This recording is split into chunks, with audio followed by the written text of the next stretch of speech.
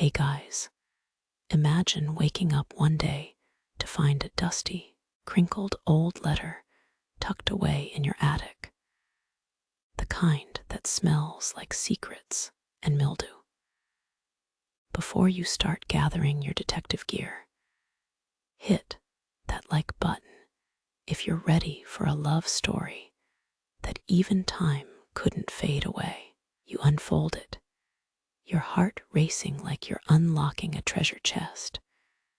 But instead of gold, you find ink smudged from a tear, a heart-stopping confession from a lover long gone.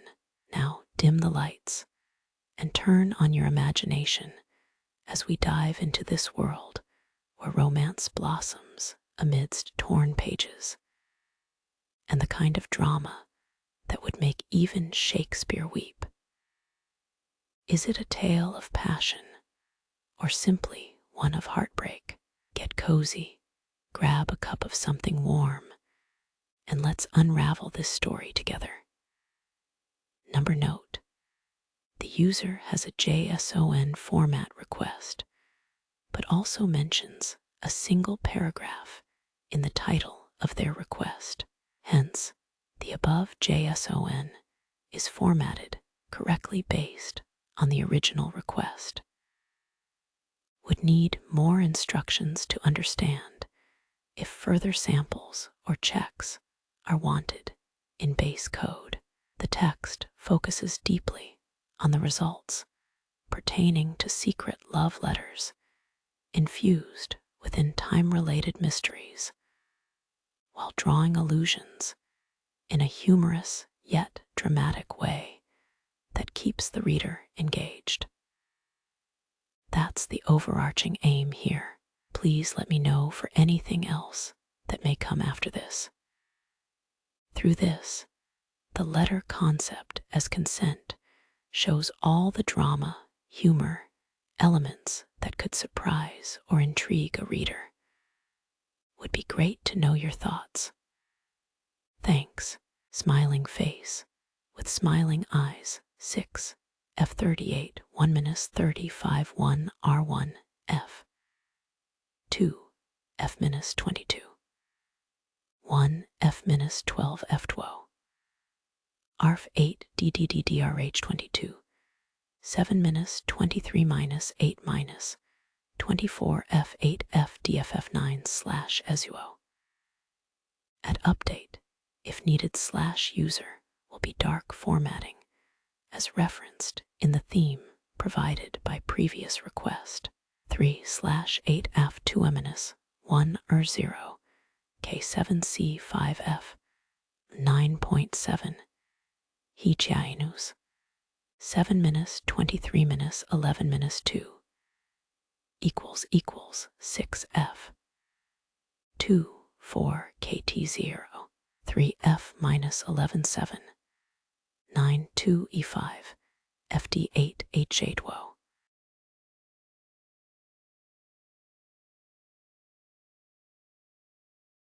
Imagine the quaint village of Eldermere, where the air always seemed to shimmer with adventure, and the hills rolled like gentle waves of emerald.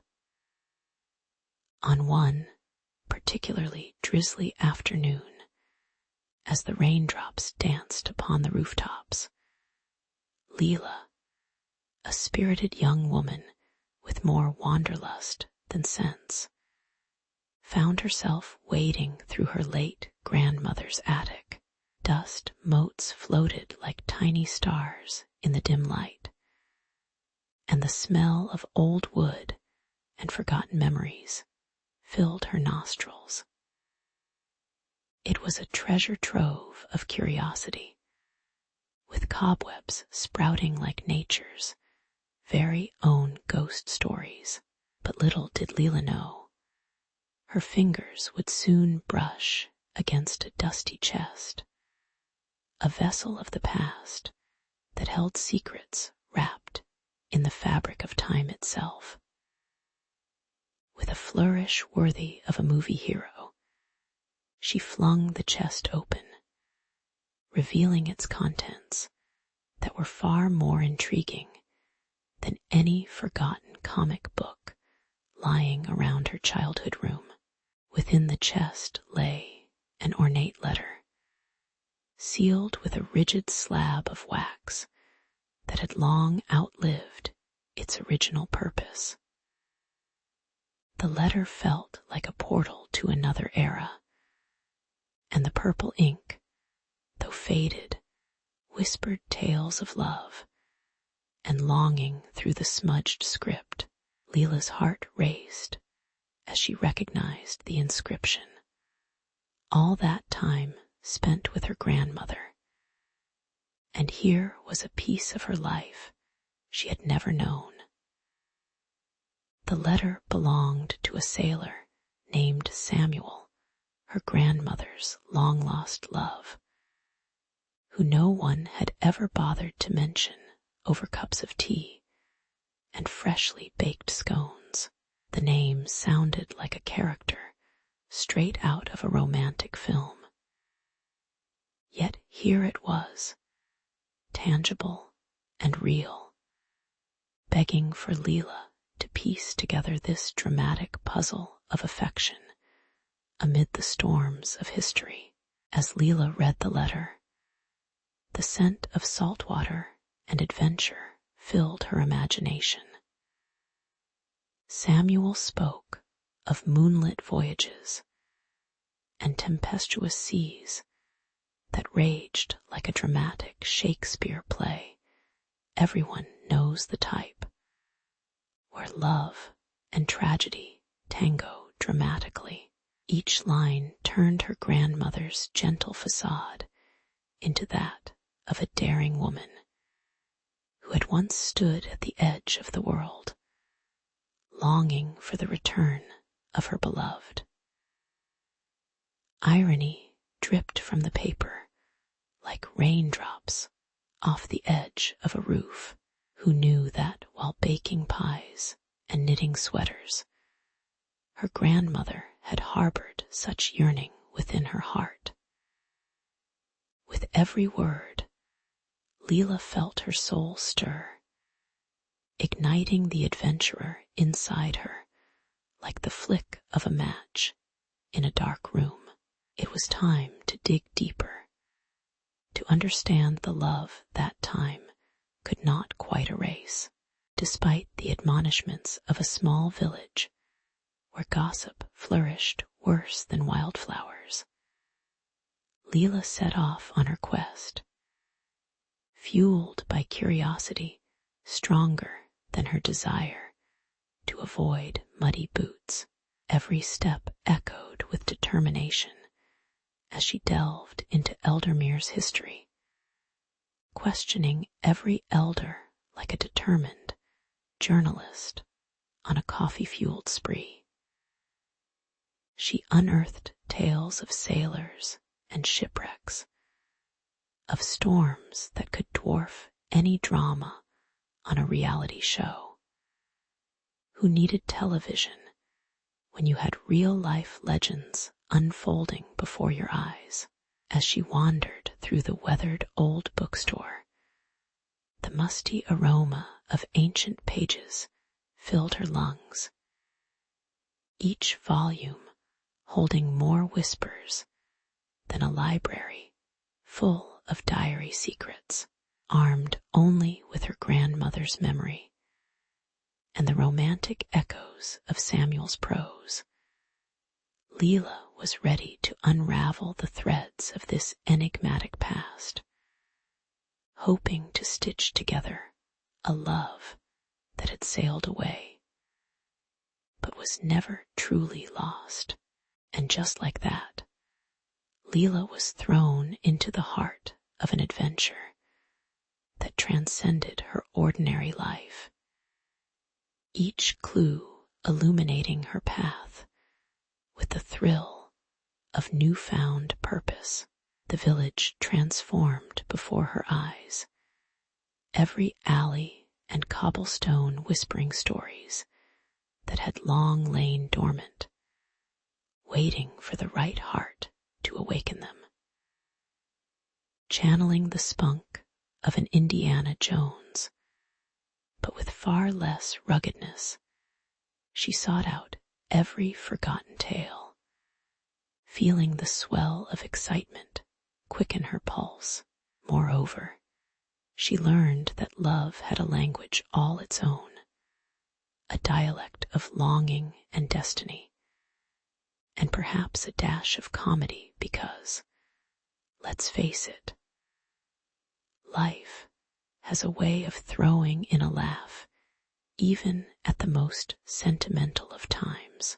With the spirit of her grandmother guiding her, Leela braced herself for whatever waves might crest her way, ready to discover not just the love story of Samuel, but perhaps her own burgeoning saga of passion and adventure. As Leela pushed open the creaky door to the village archives, a dusty waft of old parchment and ink greeted her like an unwelcome relative at Thanksgiving. The faint light filtering through the grimy windows revealed stacks of forgotten memories, some whispering secrets and others just lingering, waiting for a curious mind to set them free, driven by curiosity, fueled by a heart that had recently unraveled its own tapestry of love. She sought out tales of her grandmother's hidden past.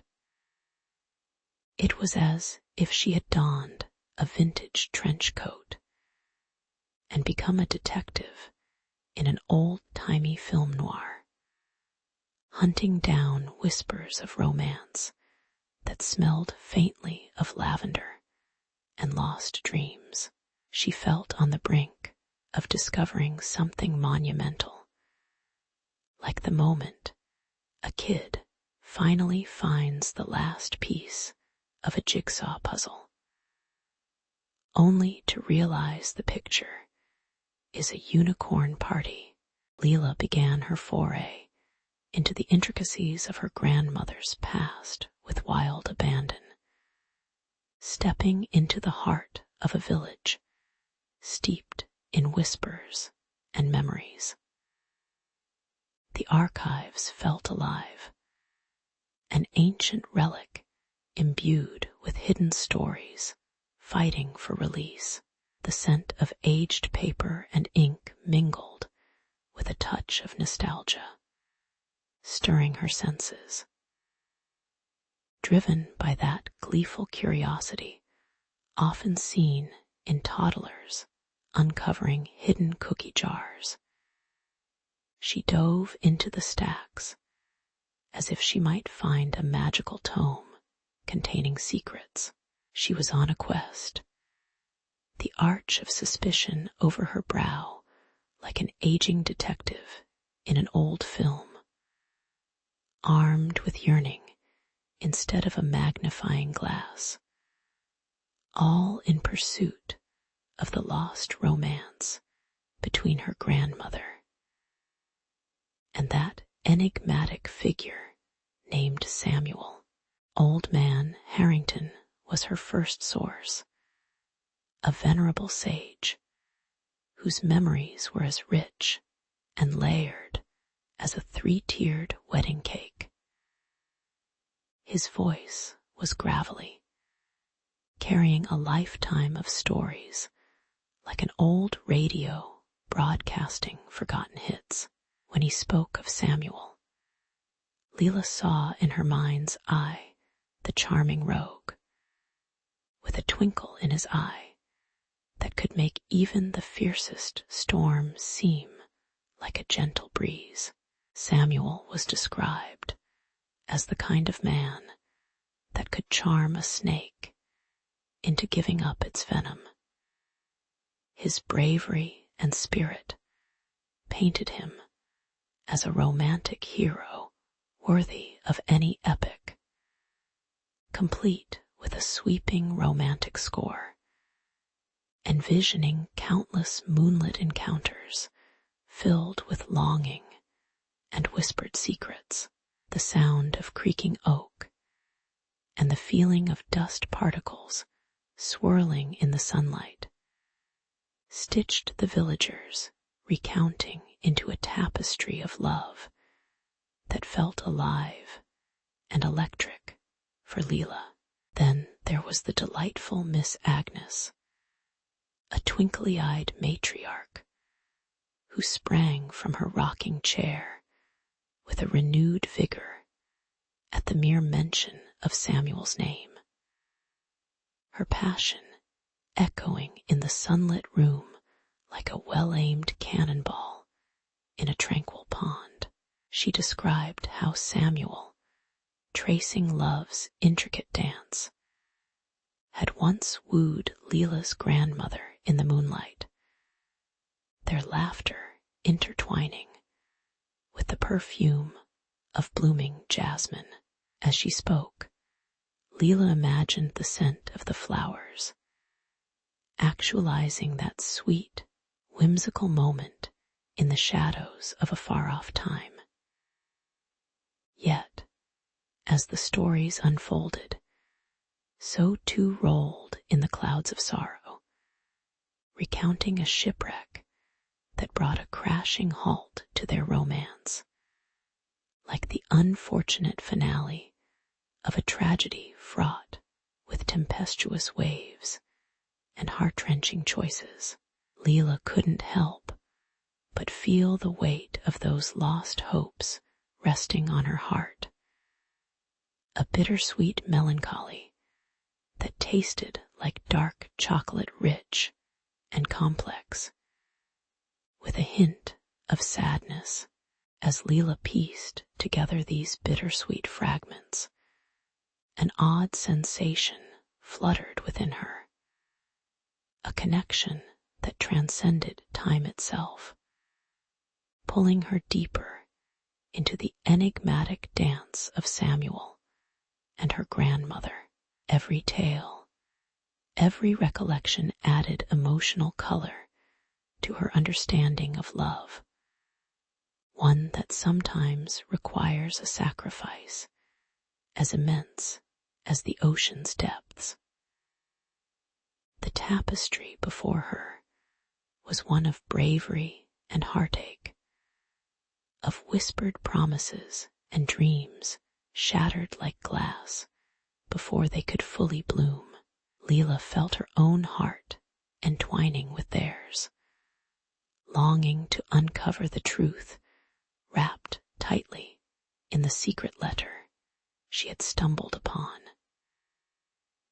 It was as if the past wasn't merely a faded photograph, but was surging forward, encouraging her to dive into the waves of love and loss, and encouraging her to unfurl the secrets hidden behind those time-worn letters. Leela stood before the towering shelves of dusty books, each tome whispering secrets from decades gone by. The historian, a stooped figure with glasses perched precariously atop his nose, squinted at her skeptically, as if she'd suggested taming wild unicorns instead of researching a love story. You'll find nothing in time-worn tomes but cobwebs and criticism, he scoffed, his voice drizzling like honey, but not the sweet kind, more like the bitter, sticky residue of a summer picnic gone awry. Yet, as Leela brushed her fingers over the spines, a flicker of determination ignited within her, battling the insistent chorus of doubt echoing in the cavern of her mind. Was she chasing shadows? Or was there something tangible hidden in the pages of history waiting to be unearthed? Modern distractions loomed like a relentless tidal wave, social media notifications pinging incessantly like alarm bells in a horror movie, promising the latest news on celebrity breakups and tick-tock dances, but stealing precious time away. Leela sighed, the weight of her smartphone tethering her back to reality, as if it were a life raft in a sea of relentless nostalgia. Why am I doing this? She mused aloud, the bitter chill of self-doubt wrapping around her like the drafty curtains of her grandmother's attic.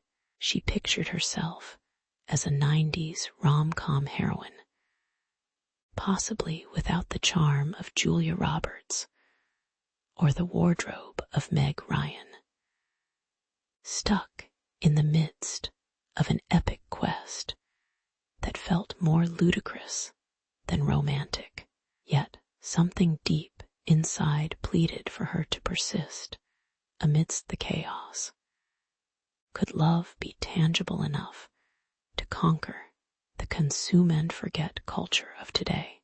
That stormy night, the winds howled ferociously, rattling the very bones of the old house as Leela rummaged through the attic, seeking warmth among the layers of forgotten memories. Rain drummed incessantly on the roof, each drop a rhythmic reminder that time presses on as whimsically as a ticking clock in a Disney movie. Her heart raced, not from fear, but from an electrifying anticipation, as a stark aura of history loomed over her, filling the air with the scent of damp wood and old paper, like a library preparing for the grand reveal of a hidden treasure.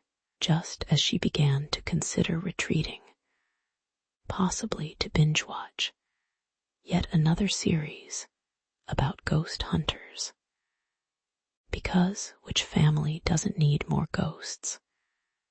Her fingers brushed against a leather-bound journal, its surface cracked, yet somehow alive, beckoning her with a whisper. With an adventurous yank, she freed it from its weary perch, her pulse quickening like a first date with a heartthrob, something promising and dangerous mixed into the air. As she cracked open the journal, the musty scent of nostalgia wafted up, thick and intoxicating, like her grandmother's favorite brand of cinnamon spice. Each page was filled with Samuel's precise, flowing handwriting, the ink somewhat faded, but his emotions soaring vividly across the lines, like a symphony played at full volume. In his words, Leela found a sonnet of devotion to her grandmother that would warm even the frostiest heart. It was both romantic and gut-wrenchingly beautiful, striking a chord deep within her as he detailed stolen moments, moonlit walks, secret rendezvous, and whispered dreams that seemed to linger in the air like a classic rock ballad. Here was a love that not even time could turn to dust. It was a revelation that ignited a flicker, or perhaps a bonfire of determination within her soul, urging her onward. With each entry she devoured, Leela felt the heavy chains of uncertainty melt away, replaced by the shimmering light of purpose, an exhilarating spark reminiscent of finding a lost episode of your favorite series. Gone was the skeptic's voice, banished to the cobwebbed corners of her mind like an unseen ghost. leaving only the haunting echo of love unfulfilled, but still alive in these pages.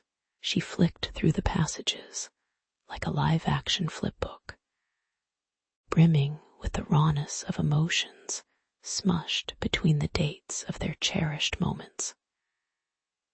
"This is bigger than me," Leela murmured, her voice steady with newfound conviction, as she tucked the journal under her arm, ready to unravel the threads of her family's past and give this heart-wrenching saga the justice it deserved. Outside, thunder rumbled in anticipation, and in that very moment, Leela felt both terrified and exhilarated. Her adventure was just beginning.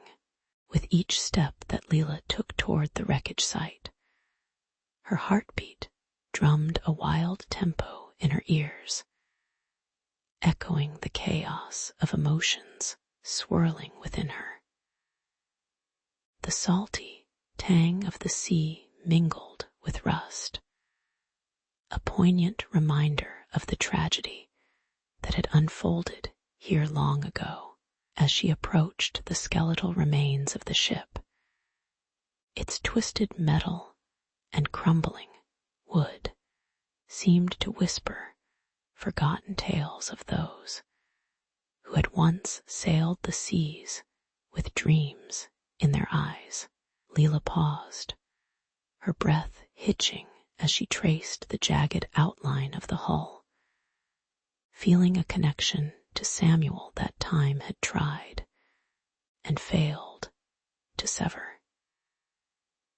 She could practically hear the ghostly echoes of his laughter mingling with the crashing waves, a bittersweet lullaby from a past that refused to stay buried. As Leela knelt down among the debris, she felt that she was no longer merely an observer, but a participant in the story that had unfolded here. The sun dipped lower in the sky, a golden orb casting long shadows that danced around her like the spirits of misplaced dreams. There, in a crevice, something caught her eye, a glimmer of paper trapped between jagged pieces of plank.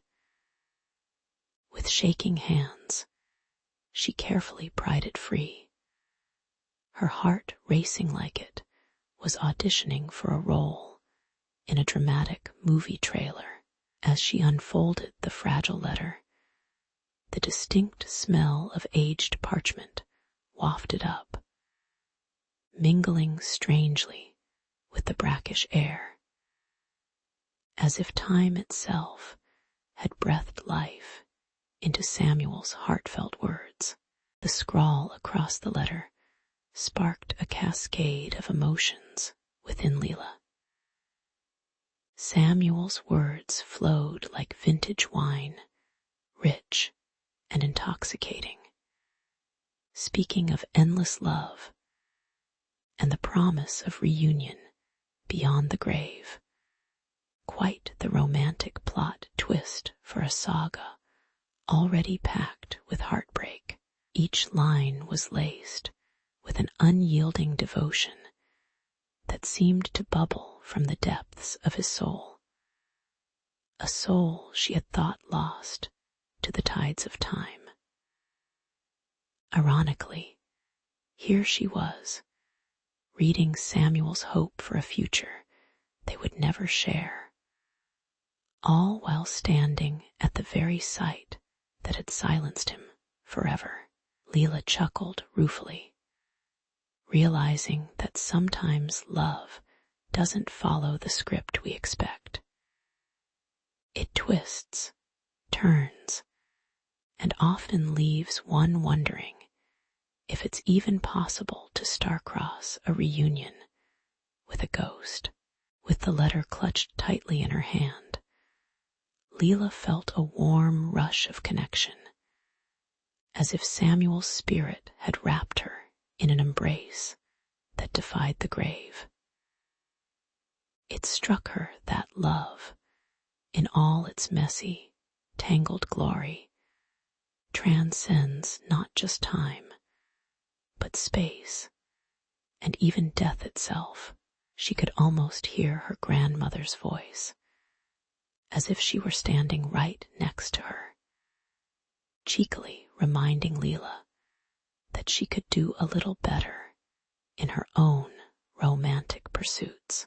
With a smidge of theatrical flair, she waved the letter like a magic wand, wishing for the enchanted and absurdly implausible rich love life she often fantasized about, though admittedly, they usually ended with her exiting stage left after a date gone awry. That day, standing among the wreckage, Leela decided that perhaps it was time to ditch the melodrama and step boldly into the narrative of her own love story. As the sun dipped beneath the horizon, painting the sky with strokes of deep coral and lavender, Leela felt a surge of resolve wash over her. Love wasn't merely a whisper from the dead. It was alive within her, a flame waiting to be rekindled. Standing amidst the broken remains, she let out a hopeful laugh, half expecting her grandmother's ghost to join in like a supportive sidekick in a rom-com.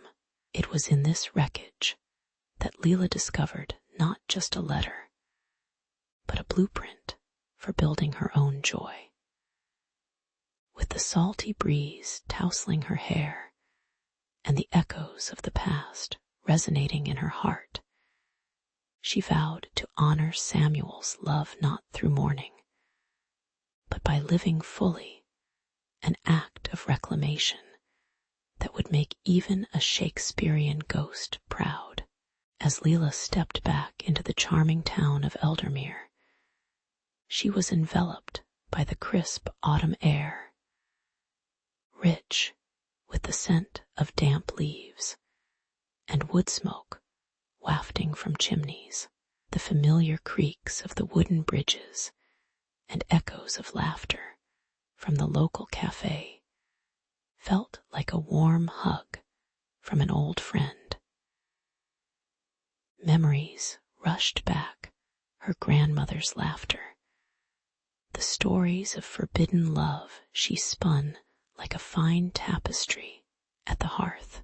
But this time, Leela wasn't just a listener.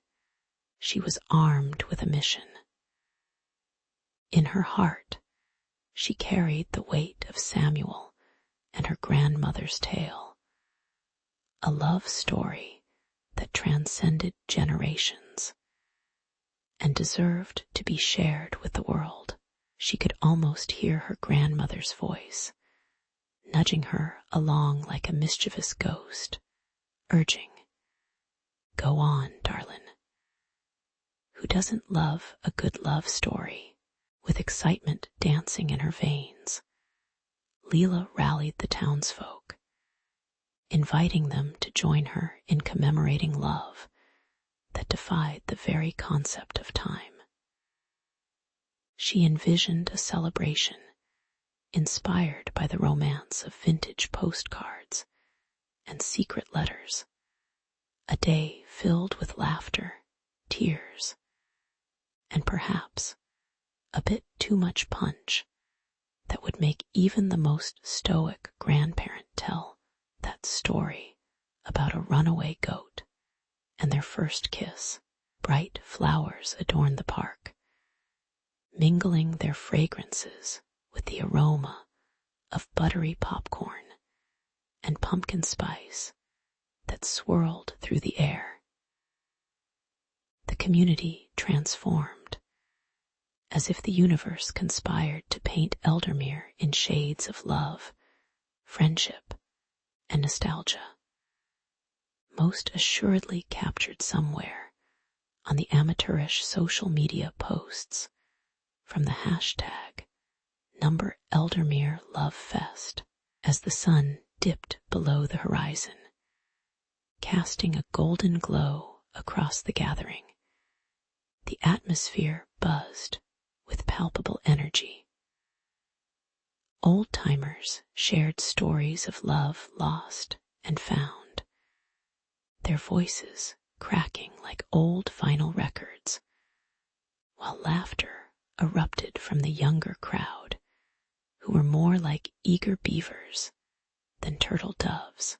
Leela took to the makeshift stage, heart racing like a roller coaster on its last dip, and spoke of her grandmother's love for Samuel. Her words shimmered with tenderness, wrapping around the audience like a cozy blanket on a winter night. She recounted tales of stolen kisses in the town square, and how these moments were like fireflies trapped in amber, piercingly beautiful and infallibly fleeting. But the real magic happened when Leela invited everyone to write love letters, simple notes to partners, friends, or even themselves, hoping to capture that ephemeral spark. She watched in awe as hearts opened like flowers soaking up spring raindrops, her own sporting a little flutter of giddy anticipation. Some folks wrote cheeky notes that would make even Cupid blush, while others penned heartfelt confessions of gratitude, their ink stained with tears, laughter, or brisk autumn winds. It was a sight to see. Love blossoming across ages and backgrounds, a reminder that connection is like Wi-Fi, sometimes invisible, but always worth finding. In that moment, Leela felt the historic weight of love lifting from her shoulders, transforming into bright balloon strings, buoying her onward toward new horizons. As the festivities faded into twilight, Leela stood on the edge of the park, watching as the last of the fireflies flickered against the encroaching darkness. She took a deep breath, the scent of wood smoke and the mingling of spices filling her lungs, and felt something profound settle within her. It dawned on her that love, much like a good rom-com, always leaves room for a sequel. With a new perspective, Leela opened her heart to the delicate, yet thrilling possibility of love again, much like hitting the refresh button on outdated browsers. She realized that love could be both an exhilarating leap and a heartwarming element of the everyday.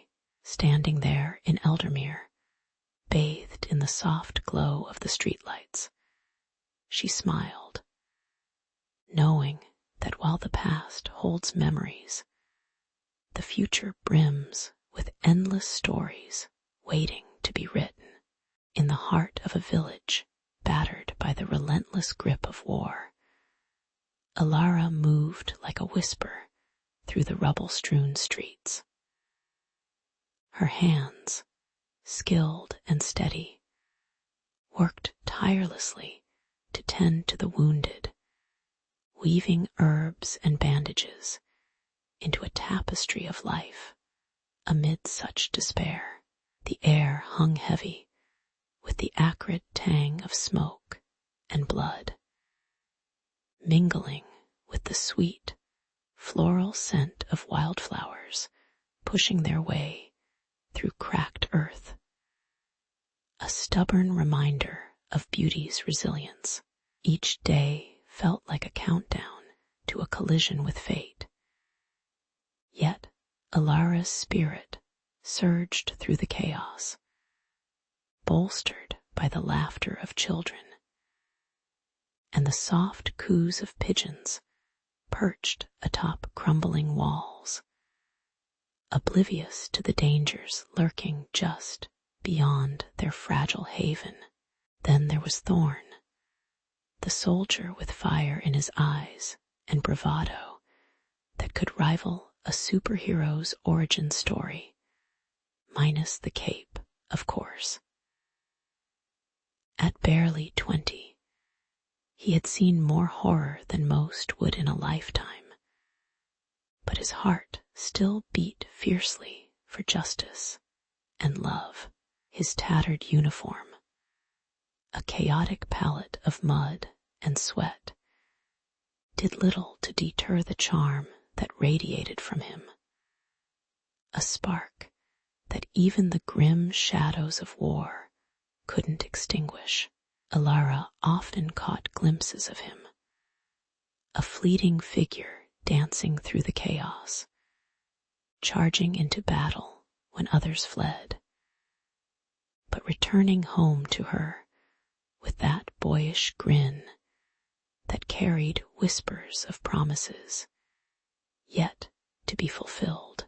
As the sounds of battle echoed in the distance, an iron symphony of cannon fire and desperate cries, Alara and Thorn found solace in the stolen moments between skirmishes. Each whispered promise felt like a soft kiss of hope against the harshness surrounding them, a thread that pulled them back together when the world threatened to rip them apart. Wrapped in the warm twilight glow, they would lie on the grass, the ground quaking beneath them with every explosion. Yet they shared dreams painted in vivid colors.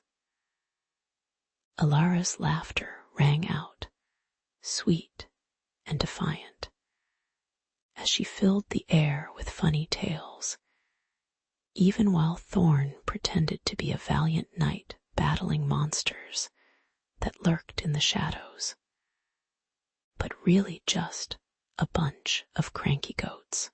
But war is a mischievous monster, always lurking, ready to pounce on the unwary. Just as their plans began to take root, dread seeped in like a cold wind, bringing news that twisted hope into a cruel vine. Soldiers were summoned back to the front line, and with each whisper of orders came the dread that Thorn might be taken from her forever. Alara's fingers trembled as she stitched the last few wounds of the day, each knot tying her heart into an ever tighter ball of anxiety. They held hands beneath the dim glow of a kitchen candle, the flicker casting shadows that danced like ghosts, a paragon of their love caught between life and loss, hope and heartache. Yet as the shadows lengthened, their bond shone all the brighter, a striking contrast to the encroaching darkness of the war that waged just beyond their sanctuary. With each quiet promise shared, they built a fortress of memories, a bittersweet gamble against the odds. The smell of wet earth from the newly fallen rain mingled with the rust of gunpowder, a reminder of the tumult they faced. In those moments, wrapped in each other, armed only with their unyielding hope, they believed, against all reason, that even in the darkest night, love could light the way. If the world outside was a tempest, together they would weather it, forging a narrative more powerful than any battle cry, echoing through time. A love story worth remembering. In the eerie twilight, as the world succumbed to the relentless march of war, Alara and Thorn found their own slice of heaven hidden in the embrace of night. Beneath a tapestry of shimmering stars, they would meet, the air thick with the scent of damp earth and blooming wildflowers. A stark contrast to the metallic tang of bloodshed that lingered just beyond their secret realm. In those moments, they transformed the desolation surrounding them into whispered poetry, recounting dreams that felt more like shards of glass than fragile hopes. With laughter dancing in their eyes, they reminisced about simpler times, like when Thorn's mother insisted he practice his dancing for what seemed like ancient balls now long extinguished.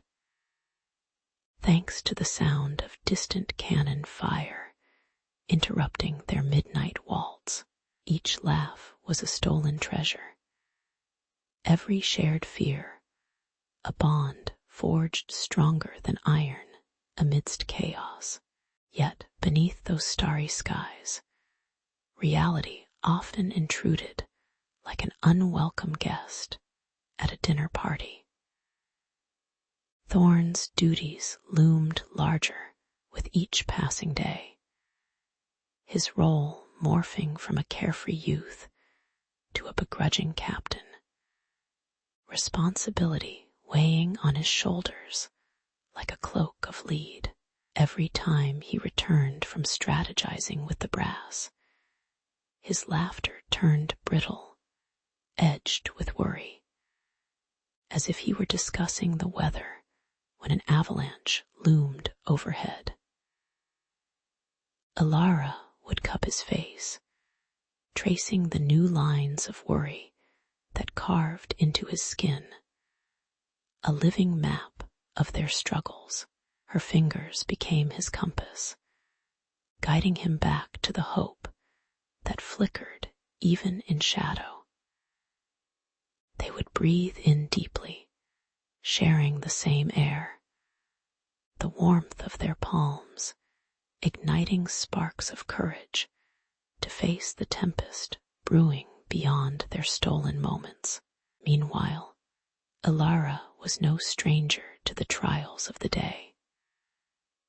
While Thorn donned his armor and took to the battlefield, she donned a different kind of gear, aprons, and cloaks stained with the solemn colors of human suffering. The hospital felt like a cavern, filled with whispers and the insistent beeping of machines that sounded more like an ominous warning than a promise of life. Every patient brought in was a tug at her heartstrings. Each lifeblood lost another tear she had to hide behind resolute eyes. Alas, amidst the grim scenery, memories of Thorn's smirk warmed her cold hands, fueling her to press on, to stitch bodies and souls together, as if crafting a tapestry of recovery that would one day reunite with love unblemished by war. As the moon hung like a sentinel in the sky, illuminating their hidden rendezvous, the shadows seemed to dance in tune with the heartbeat of their love, vibrant and full of life, yet constantly at risk of being extinguished. Alara and Thorn exchanged whispered promises laced with irony. If we survive this circus of madness, perhaps we'll write a memoir.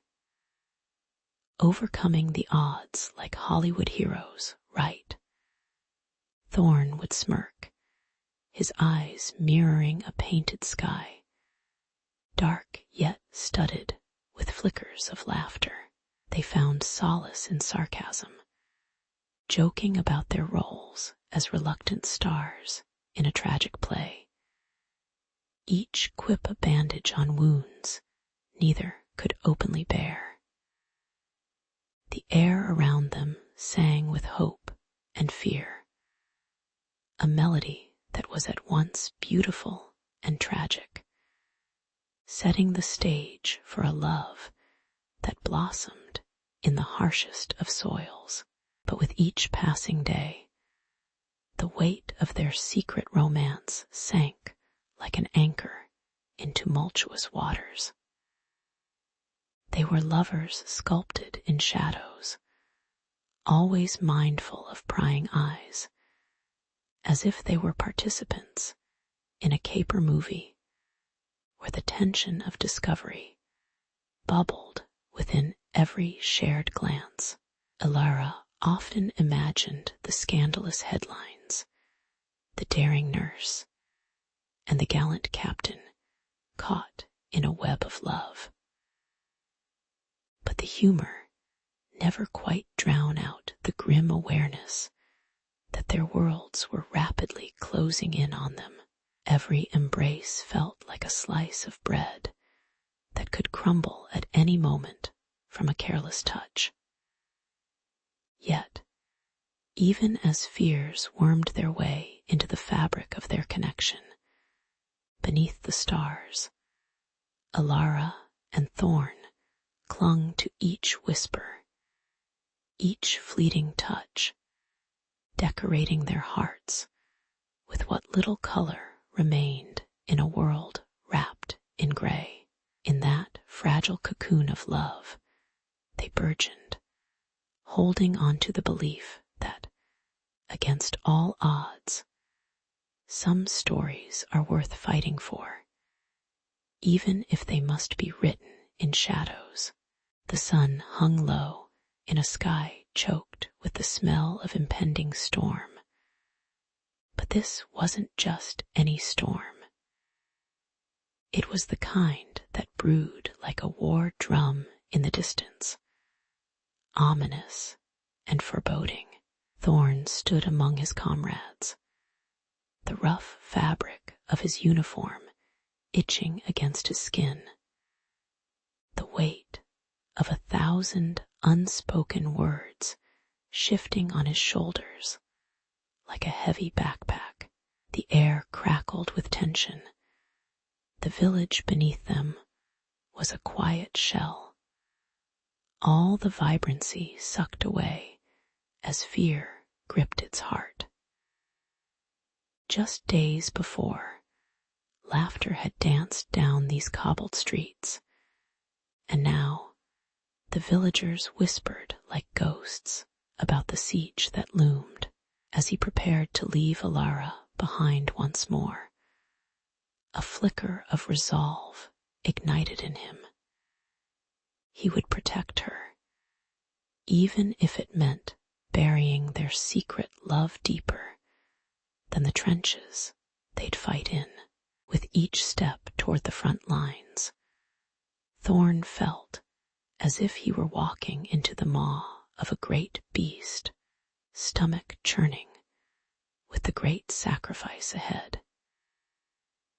He could already hear the thunder of artillery in the distance, an unrelenting reminder of the chaos that awaited him and the world unraveling around the love they shared in secret. Each letter exchanged with Elara felt like a lifeline thrown into a tempest, inked in careful words meant to carry warmth through the barren winters of war. He glanced over his shoulder, memories of her laughter following him like a warm breeze, the way her hair caught the light just so, sparkling like the stars before they faded into the dark ruins of their village. as the first cannon fired, ripping through the air with a sickening roar. A silent vow crashed against his heart. He would forge a shield of trust around them, no matter the cost. But how does one shield love from the grime of betrayal? In the chaos of the siege, where loyalties twisted like blades in the shadows, Thorn's determination quickly became a fragile web, woven from whispers and glances. The commanding officers, encamped around him like hawks eyeing their prey, sensed something amiss in his demeanor. They watched him closely, their eyes hawkish, and he worked hard to mask the truth behind his facade, throwing himself into his duties with an intensity that left his comrades wide-eyed with confusion. Each snap of the rifle or call from the sergeant triggered a surge of adrenaline. Would the next order unravel the carefully constructed bubble where he and Alara had existed? Trust had become as fragile as a butterfly in a storm, and doubt began to seep, eroding what little security their love had held. It wasn't long before the storm struck with the ferocity of a raving madman. Thorn returned one evening, dirt-covered and weary, only to find shadows lurking in familiar corners, and Alara's name slipping from malicious lips like poison. The betrayal hit him like a gut punch. It was one he never expected from someone he thought he could trust. The world spun as he fought the rush of anger and betrayal. How could someone use their love as a weapon? Each moment alone, filled with the bitter taste of dread, sent his heart into a tailspin as he imagined what they'd crafted together disintegrating. A sandcastle washed away by the tide. As the first whispers of dawn broke over a war-scarred horizon, Thorn wrestled with a heart divided between fear and hope. Distant cannon fire echoed in the background like a grim heartbeat, a reminder that war held no room for fantasies of love. Yet, as he searched for Alara, he found strength in the certainty that their bond could weather this storm. If only they could confront the betrayal that threatened to tear them apart. With every step, he envisioned their reunion, not in the chaos of trenches, but in a quiet moment when the village was safe, laughter flooding the cobbled streets once more. Their love might be fragile, yet it was resilient too. And in this dark time, Thorn whispered a promise into the war-torn air. Their love would find a way to survive against all odds, amidst a cacophony of clashing swords and booming cannon fire. Thorn fought with a fervor that bordered on madness. The scent of gunpowder hung heavy in the air, mingling with the metallic tang of blood that stained the dirt beneath his boots. Each clash of steel reverberated in his chest, a grim reminder that life could unravel in the blink of an eye. He dodged a charging enemy, heart racing like a racing horse at the starting gate, as if each moment spent alive was a victory in its own right. With sweat streaming down his brow, he grasped his sword tighter, channeling every ounce of desperation into his next strike, as if that very blade held the promise of a future worth fighting for. And it did, for it was fueled by love's whisper against the backdrop of war's thunderous roar. Meanwhile, Alara stood trembling at the edge of the battlefield, a pint-sized dynamo of determination cloaked in fear.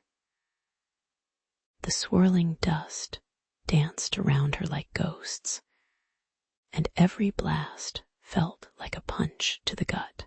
She could taste the grit on her lips, taste the urgency, as she clutched her shawl tighter around her shoulders.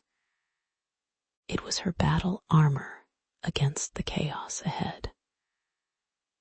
The cries of the wounded echoed in her ears, a symphony of despair that only sharpened her resolve. With her heart conducting an urgent rhythm, she raced into the fray, each step a small rebellion against the fear that sought to root her in place.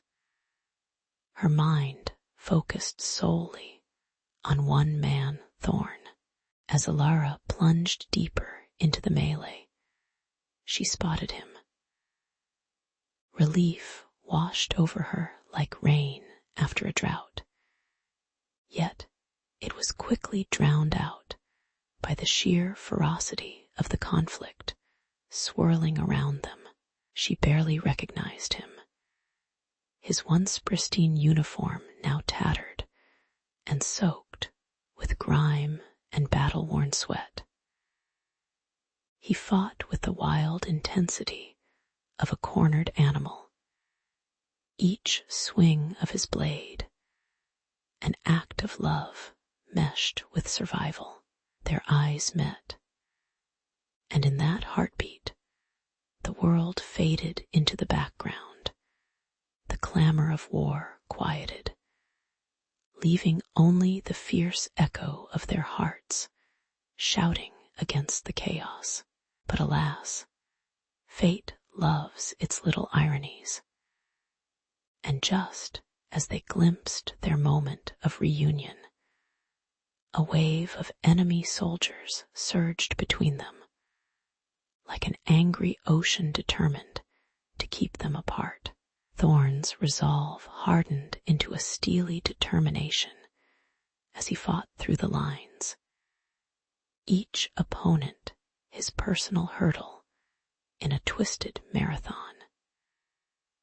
He could almost hear Alara's voice urging him on, a strange mix of inspiration and danger that drove him to push through the onslaught.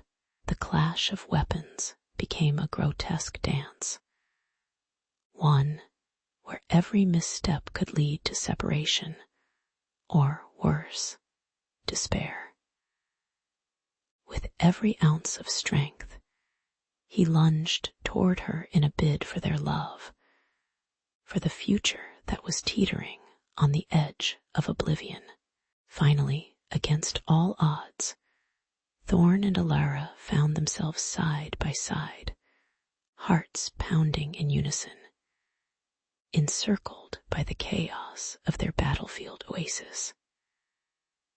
In that moment, laughter bubbled up, ironic and raw, showcasing their absurdity amid violence. Who else would find time for joy when the world was going to hell? They fought not just for each other, but for the dreams they had woven together in quieter times, where love felt like an unbreakable thread. With every swing, each careful strike, they stitched their hopes back into the fabric of existence, determined, as they stared down the barrel of uncertainty, that their love would be the beacon guiding them through the chaos and into tomorrow, in the heart of a ravaged landscape where the scents of gunpowder and damp earth mingled like an unwelcome cocktail. Alara stood amidst the debris of a life once overshadowed by conflict. Burnt trees reached skeletal fingers toward a leaden sky, and silence wrapped around the remnants of war like a heavy, suffocating blanket. Yet, here she was, dusting off the ashes of her past, with a resolve stronger than steel, a spirit rekindled by the whispered promises of love she and Thorn had sworn beneath the casual gaze of sleeping stars. Every step she took echoed in her heart, reminding her of the pact forged in desperation and desire beneath the chaos of battle. A promise to find each other again, no matter how hard the world tried to tear them apart. It was ironic, really. Amidst the rubble, love blossomed like wildflowers in concrete cracks, refusing to be extinguished by the shadows of history that loomed like a distant memory. Thorn, on the other hand, had returned, his body a snapshot of scars, both visible and hidden, shaped by the brutality of war. The familiar smell of freshly turned earth filled his lungs as he knelt beside the barely there graves of comrades, lost but never forgotten. Each grave told a story of bravery, of dreams cut short, and it was here, amidst the echoes of laughter now silenced, that he felt the weight of his promise to Alara. With cracked knuckles and a frail laugh infused with irony, he whispered to the winds that carried their names, reminding himself that even amidst the grief, he was not alone. He had Alara, waiting at the edge of the world like sunlight breaking through storm clouds. Together, they would resurrect their dreams like ancient ruins, rebuilding a future from the shards of a shared past, one that might even have a slice of cake if he could manage to find an actual cake shop that didn't sell just misery. As the days turned into weeks, Alara and Thorn forged a life amidst the quiet remnants of chaos and loss, discussing everything from gardening to the absurdity of their post-war existence over rickety picnic tables, adorned with colorful cloth improvised from their war-torn uniforms. Laughter became their weapon against sorrow, each chuckle ringing out loud enough to wake the ghosts around them, who probably rolled their eyes at the irony. They sought the peculiar joy in the mundane, whether it was fishing in a restless river or planting roses that dared to bloom amid bickering weeds. Those whispered promises surged from every facet of their newfound life together, nourishing hope like sunlight onto those defiant wildflowers, coaxing their love to grow despite the shadowy memories lingering in the air. As they tilled the soil for plants and dreams alike, they discovered resilience grew as steadily as the green shoots breaking through dark earth, a rhythm as old as time, and as bright as their love. Yet the persistent whisper of loss loomed at the edges of their laughter. Every joy was interlaced with flickers of memory, a bittersweet reminder of companions lost in the trenches of the past. Thorn would often pause mid-laugh, his eyes glazing over as if he were replaying film footage of happier moments shared long ago. Moments that now felt locked away in the vaults of his heart. Alara would catch his gaze, holding her breath as she traced the contours of his expression, knowing that every silence spoke volumes. And so, they created a ritual each week.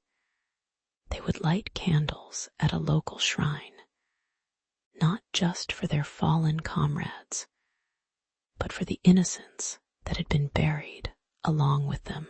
Their love became a protest against despair, a declaration that life, though cracked and uneven, was still worth celebrating, even if their celebratory cake was half as sweet as they had once envisioned. In time, the world around them began to stir with new possibilities, and with every new sunrise, a fresh chapter unfolded just beyond their horizon. The townsfolk, weary from the war yet fueled by their own hopes, began building, meeting over coffee that tasted suspiciously like burnt offerings, and sharing stories that stirred laughter thicker than the morning fog. Alara and Thorn stood as pillars of this revival, their whispered promises echoing through the laughter like the sweetest melody, floating through a long-forgotten city street, reminding everyone of what could be reborn. Amidst all the noise, they found solace in their routines, planning and dreaming together, a dance that drew them closer rather than apart. They dared to believe that love would not just survive the darkest of times, it would shine even brighter, glowing like neon in a black and white film, a beacon drawing weary souls seeking warmth and connection. And as they ventured forth, entwined amidst their shared ambitions, they realized that every promise they had whispered was not lost to the winds of war. It had become a living vow, a testament that in the end, love always finds a way. In the age-old city of Arklath, where cobblestone streets weaved stories of valor and folly, two noble houses stood like flame and oil.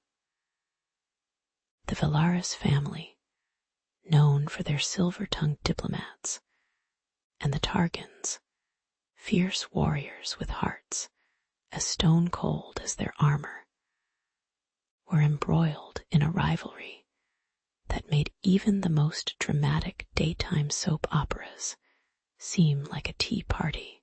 This enmity was steeped in generations of insults, banishments, and more than a few hairy encounters at the local tavern, where spilled ale usually caused more stir than any pointed sword. But amid the clangor of hatred, love dared to tiptoe in Enter Lysandra Velaris, a maiden with fiery curls, and a spirit as wild as the wind, whose charm could tame the fiercest storm, and Kael Targan, a brooding knight whose very presence could broil over an entire cauldron of anger. Irony, it seemed, had marked their destinies with a big red X on opposing sides of the battlefield of romance. A true lover's quarrel wrapped in a tapestry of rivalry, complete with family crest and gossiping ghosts of ancestors alike. In the growing shadows of twilight, where the sun dipped and lingered like an uninvited guest, Lysandra and Cale's secret meetings drew life like magic from forbidden pages of an enchanted book. Each stolen letter became a lifeline, secreted away in a hollow tree that stood tall and proud, like a loyal sentry guarding their innocent affection from the poison-tipped arrows of their family's disdain. They wrote of dreams that danced on starlit skies and hearts that beat far too loudly for the hostile whispers filling their houses. The scent of parchment mingled with the rich perfume of blooming violets nearby, making each letter a treasure chest of fragile hope amidst the dark. Who knew in this envious contest of nobility the victory would taste as bittersweet as the finest of wines, unclaimed by either family's lust for power. Oh, love, you sly jester, prancing through life where no one could see, uniting foes, yet stretching the tension, as taut as a bowstring ready to snap. With each poetic exchange, Lysandra's words transformed from whispers of innocence into fiery proclamations, while Cale's strokes reflected the courage of a knight who dared to defy the fated script set by their families. They scattered sweet nothings like confetti in the air. Oh, the audacity. Even the squirrels nearby took note, pausing mid-chatter, perhaps unsure whether to sympathize or chitter about the delightful drama. As the seasons shifted and the winds carried new tidings, their love grew edgily exquisite, with conversations that could melt the coldest of hearts, punctuated by the threat of discovery. Oh, to have one's heart alight with passion, while the very room felt like a trapped beast. It was thrilling and terrifying, like sipping an elixir that could either save or doom them all. The scribbled secrets became colored with fever dreams, and a longing that threatened to ignite the path they walked upon. Yet, just as the tension in Arklath reached a boiling point, the air thick with betrayal and fierce loyalties, the world outside their haven surged on like an unstoppable tide. Rumors were as rampant as the rats down alleys, and every encounter became a carefully orchestrated dance. One wrong step could send ripples through the very fabric of their families.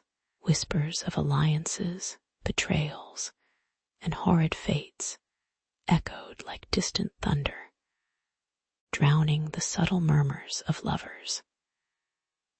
It was impossible not to feel like unwitting pawns in a grand game of chess, where checkmate loomed closer with each careless whisper heard on the wind. And yet, neither Lysandra nor Cale could turn away. The pull of love was gravity incarnate, refusing to allow them to float away into the safe embrace of family loyalty.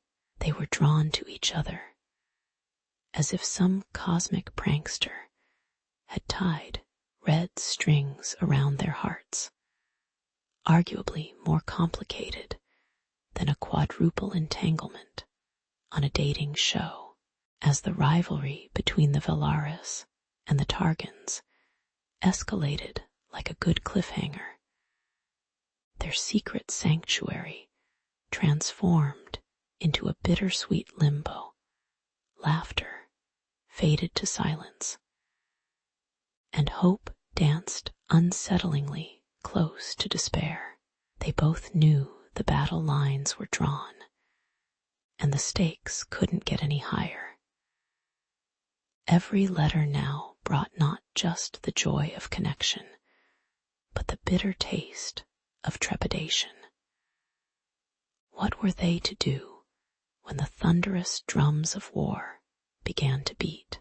In the heart of their hidden refuge, they scribbled lines imbued with heartfelt promises, while tasting the metallic tang of fear that hovered in the air. Oh, what intricate tapestry of love and rivalry they weaved, each woven thread a testament to their fateful intersections that clashed like titans upon the grounds of their family legacies. The hollow tree that cradled their tender words soon held within it the weight of worlds prepared to collide. A saga of love in a world that seemed destined to tear it apart. In the dimly lit corners of Arklath, where shadows played tricks on the mind, and every whisper carried the weight of a scandal, Lysandra and Kale's clandestine letters blossomed like wildflowers in spring. Each stroke of ink dripped with passion, their words intertwining like vines seeking the sunlight of acceptance, despite the curse of their lineage. These weren't merely letters, they were lifelines, thick with desperate promises and dreams that danced just out of reach, fluttering like moths to a flame. The aroma of blooming jasmine wafted through their secret meeting spots, a sweet disguise for the bittersweet ache of love tasted in stolen glances and hushed voices. But outside this sanctuary, the air crackled with tension, as if the very heavens were holding their breath in anticipation of impending doom. And the rumors of betrayal festered like a wound needing air to breathe and bleed. Oh, how it would bleed, just when the flames of their romance flickered bright enough to illuminate even the darkest corners of their hearts. Fate, that crafty jester, decided to play a hand that only a villain would envy. Tyron, Kale's older brother, gruff as a bear, with a belly full of honey, stumbled upon their secret correspondence in that derelict attic filled with dust motes that caught the fading light. The parchment crinkled in his grasp like the whispers that filled the palace, tiresome, pestilential, and very much a breach of decorum. His eyes glinted with malice sharper than any sword, and a smug grin plastered across his face as he devised a wicked plan, expose their scandalous affair, and watch both families crash like ill-fated chariots at the Roman circus. Oh, sweet Lysandra, with her heartstrings pulled taut, now faced a looming deadline of betrayal, and her world threatened to unravel like a cheap tapestry in the wind.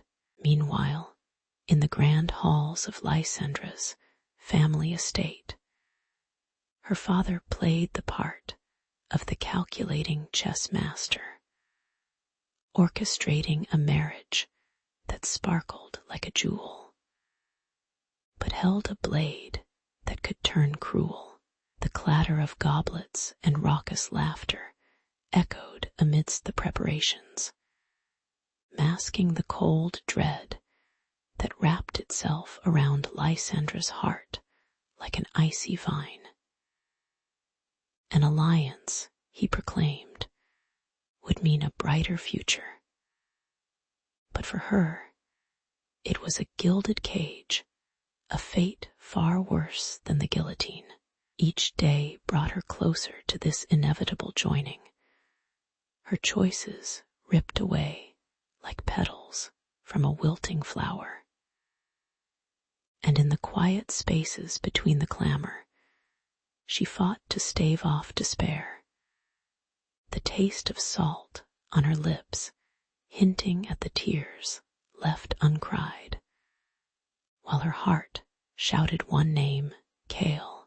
The streets of Arklath thrummed with unrest as whispers of espionage skittered through the air like birds fleeing a storm. Rumors swirled and curled around the nobles like a poisonous fog, and for every smirk shared, a dagger hidden behind the back lurked in the shadows. Friends became foes, liaisons stretched to breaking point, and every eye seemed to hint at betrayal, watchful as hawks waiting to swoop down on their unsuspecting prey. Lysandra and Chaol clung tighter to their letters, exchanging them as if they were precious antidotes to the venom that seeped into their lives. In a world that sought to separate them, those words became a lifeline, threading them closer even as the very air turned toxic around them. As the clock ticked menacingly toward their inevitable reveal, the lovers prepared for the storm that brewed, their hearts racing like horses, galloping toward an uncertain finish line. Here they stood, two rival souls tangled in a web of love and treachery, aware that the truth, once unveiled, could raise their futures like a wildfire through dry grass. And though the stakes were higher than at a poker game in a smoky tavern, determination ignited within them, a fire that refused to be snuffed out. Lysandra clung to the hope that love was indeed the greatest rebellion, while Chaol struggled against the chains of loyalty and duty, finding strength in the belief that their passion could transcend the repercussions. Yet the clock's relentless march echoed louder with each minute, reminding them that in this cruel game of hearts, the most delicate of whispers carried the weight of betrayal, threatening to unravel their forbidden love in a singed heap at any moment. The vibrant festival of Arklath unraveled like a painted tapestry, with colorful banners fluttering in the warm breeze, the aroma of spiced meats and sweet pastries lingering in the air, and the laughter of children weaving through the thrumming music. But beneath this lively facade simmered an undercurrent of tension, as two powerful families, the Valyrians and the Dracos, eyed each other with the intensity of wolves poised to hunt. To the onlookers, it appeared as though the festival was teetering on the brink of chaos, like a game of Jenga played with wooden blocks instead of cultural pride. Yet it was in this volatile atmosphere that Lysandra and Chaol, star-crossed lovers, caught in a feud as old as the town itself, decided to make their stand and reveal their forbidden love. A bold statement akin to shouting karaoke against a backdrop of death metal, with hearts racing like a horse on the final stretch. They promised each other that love would conquer all, or at least make for an entertaining show. As the sun dipped below the horizon, casting a golden hue over the festival, Lysandra pulled Chaol to a secluded spot, their breaths mingling in the cooling evening air, the surrounding noises dulled to a faint whisper, the world shrinking around them until it was just their daring hearts beating together in an age-old rhythm. Standing close, their fingers interlaced, as if defying gravity, they prepared to declare their love to the crowd, the weight of tradition heavy in their chests. "Here goes nothing," Chaol muttered, adopting a tone as mock-serious as a soap opera star.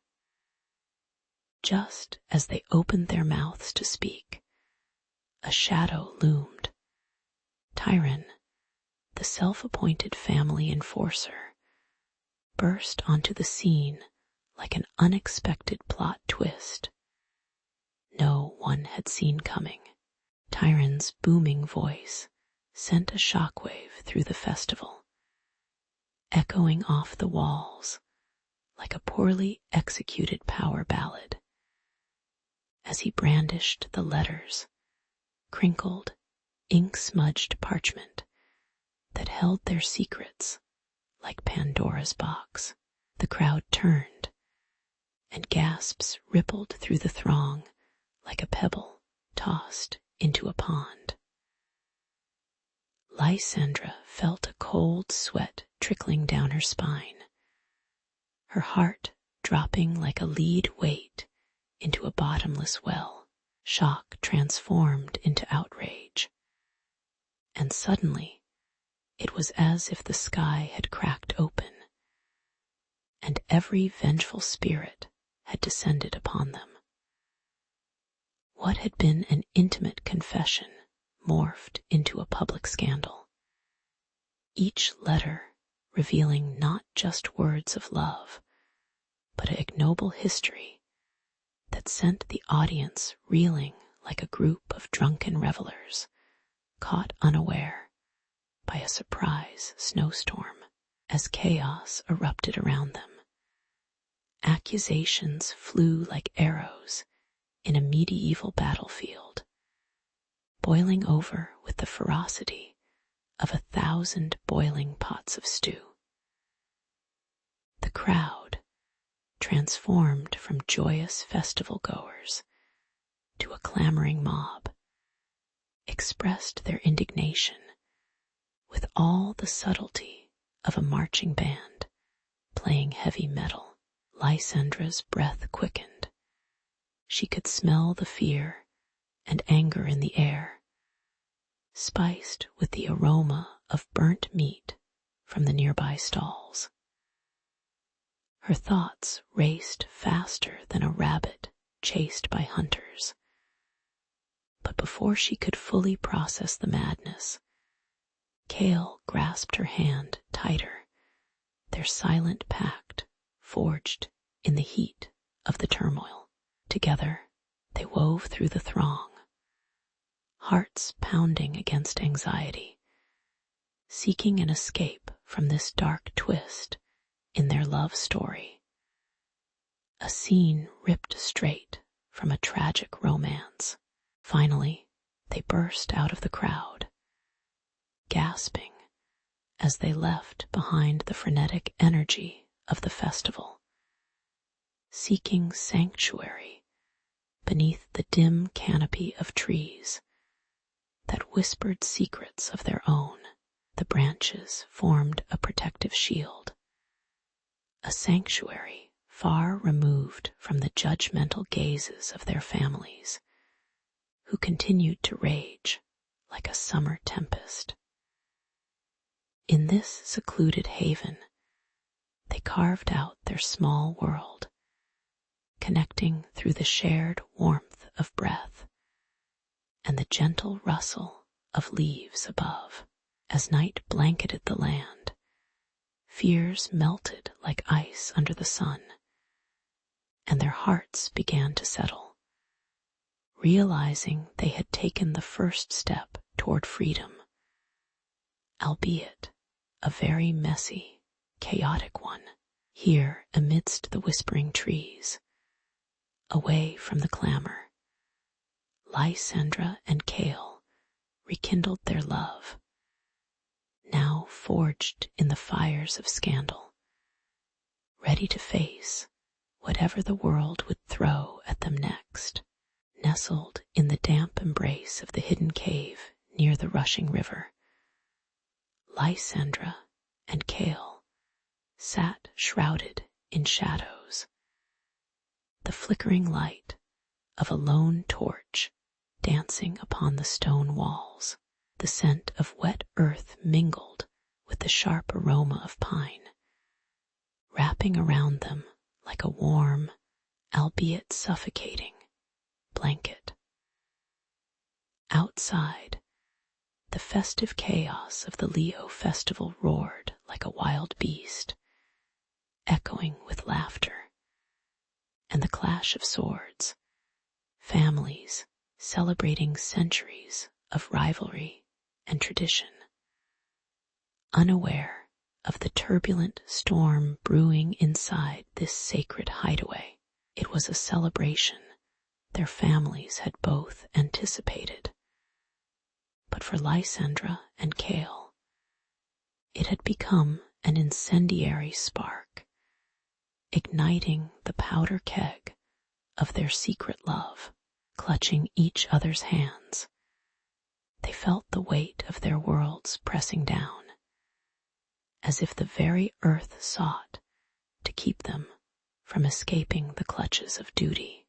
As the raucous celebrations continued outside, a quiet fury simmered within the cave, mirroring the tumult in their hearts.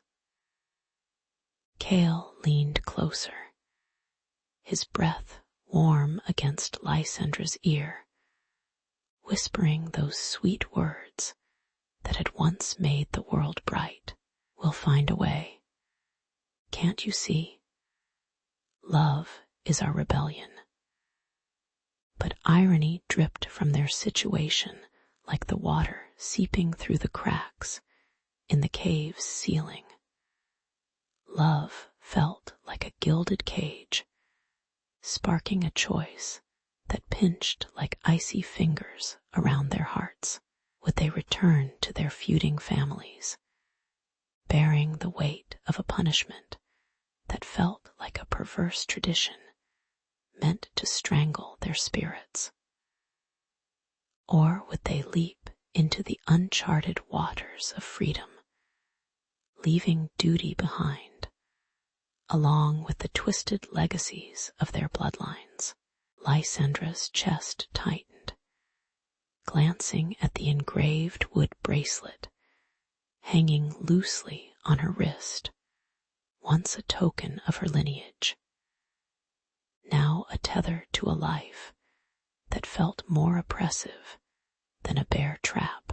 With a sardonic smirk, she quipped, "You know, it's a lot easier to fight for love when you're not also considering forced exile on the sides of mountains." They both chuckled, but the laughter felt hollow as it echoed back to them, mingling with the distant sounds of victorious cheers leaking through the entrance of their hideout. The illusion of choice slipped through their fingers like grains of sand. How could something as bright and fierce as their love bring forth the shadows of their family's expectations?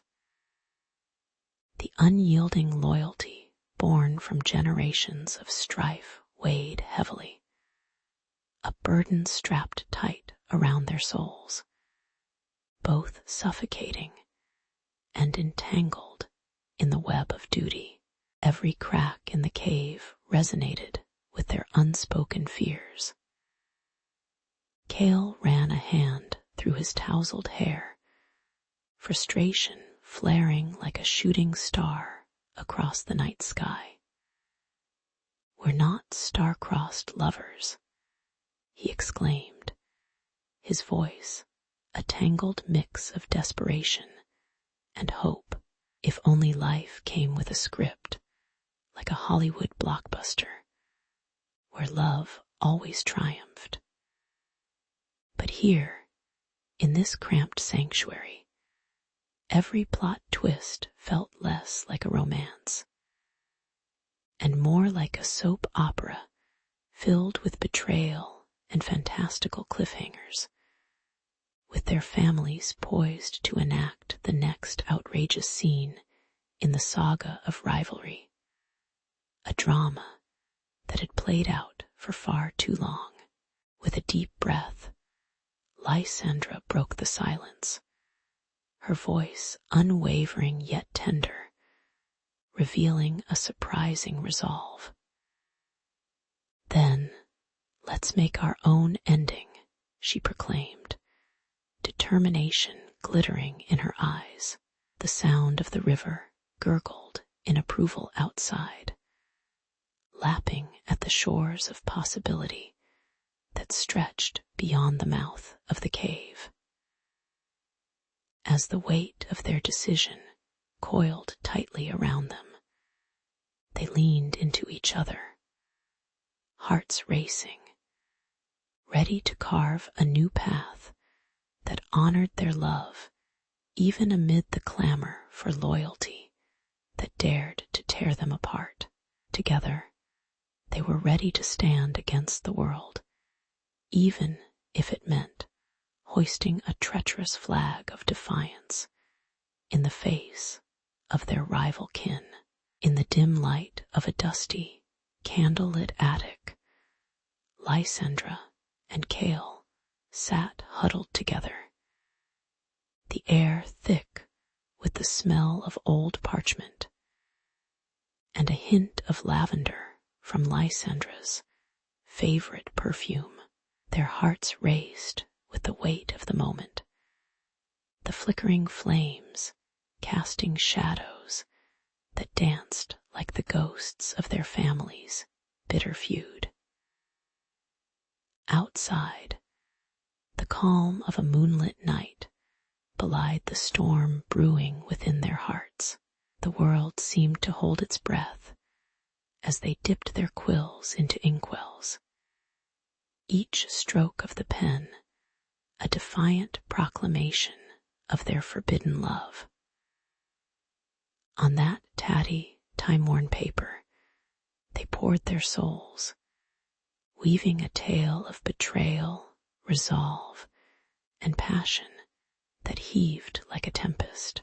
They were not just rivals anymore, but two souls intertwined in a bond that spanned beyond mere mortal grievances.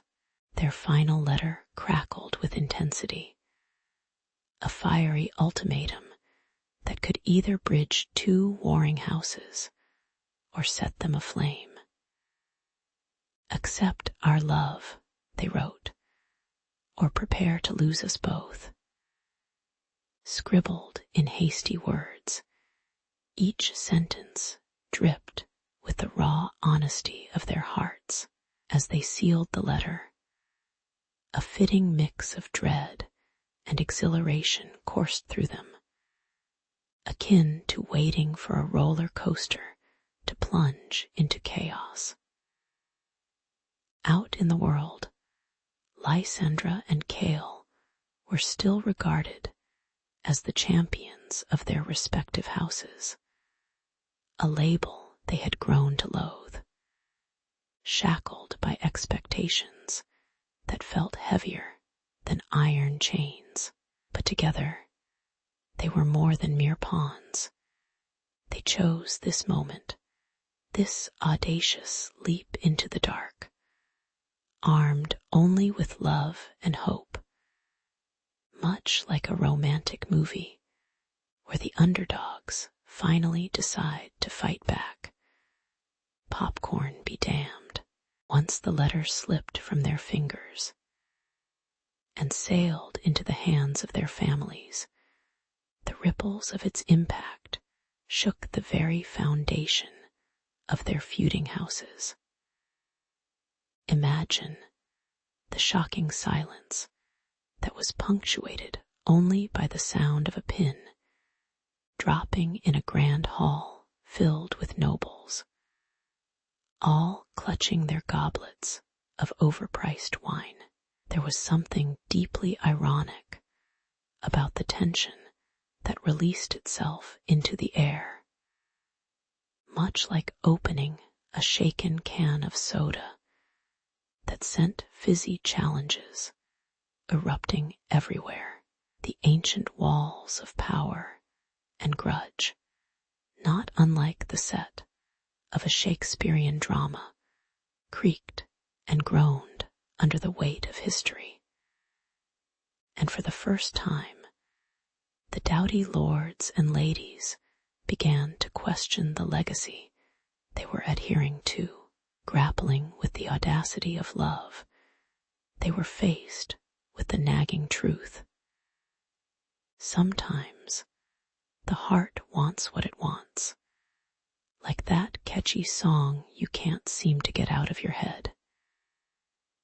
It was a hilarious mess wrapped in denial, as loyalties shifted and reality began to work its magic. Days turned into weeks, and miracles do happen. The dreaded feud began to unravel, like an old tapestry fraying at the seams, revealing threads of kinship beneath the hostility. Families who had once tasted victory upon the battlefield now gathered around tables, awkwardly passing bread as they awkwardly mingled in a dance of tentative camaraderie. Laughter, previously a rare commodity, broke through the ice, and soon enough the air was thick with the piquant aroma of shared meals and burgeoning friendships. It was as if the sun had suddenly broken through stormy skies, shining down on them all, giving rise to new narratives that whispered of unity rather than vengeance. The transformation was so palpable that Lysandra and Cale could almost hear the collective sigh of relief from the shadows of their past, a sound akin to a medieval hallelujah, rising in an infectious crescendo. Years rolled by, and the love story of Lysandra and Cale transcended time, settling into the hearts of Arklath's citizens like a treasured tome. Their letters, once considered mere whispers, became the stuff of legends, charming tales that floated through the town like proverbial feathers in the wind. Children gathered around elders, wide-eyed and yearning to hear how a couple dared to bridge a chasm of hatred with the fortitude of their love. The initials of their names, carved into tree bark and scribbled in the margins of dusty books, became symbols of hope for future generations. What had once been a tale of rivalry morphed into a quirky fable, losing the blood and grit, yet never diluting the fierce spirit that had ignited a peace very few thought possible. Love, it turned out, had become the ultimate winner in a game filled with tragic irony. The unsung hero, navigating the labyrinth of hearts bruised by bitter history in the quaint town of Elderswood, where the air smelled of freshly cut grass, and a hint of old books lingered like a ghost in the shadows. Clara stumbled upon a relic that had been patiently waiting for her in her grandmother's attic. Picture it, a dimly lit space cluttered with family history, where dust danced in the sunlight filtering through a cracked window. Clara, armed with nothing but a flashlight and an adventurous spirit, moved boxes like she was on a treasure hunt, her heart racing with each creak of the floorboards. And then there it was, a time capsule, tucked away like a well-kept secret, whispering tales of a past she had yet to discover. Was this it? The tangible slice of history that would send her spiraling through time like Marty McFly in a DeLorean? You bet your hoverboard it was, with her heart pounding like a drummer at a rock concert. Clara carefully pried open the rusty latch of the capsule. As the lid creaked open, an aroma of aged paper and faded ink greeted her, transporting her to a different era, a realm where love letters were the text messages of their day, minus the emojis, of course. Inside, a stack of yellowed letters lay cradled like fragile eggs in a nest, each one penned with an ink that spoke more passionately than 1,000 TikTok posts. The first letter read like a scene from a classic black and white film, words bursting with longing and affection from a soldier named Samuel to his beloved Leela.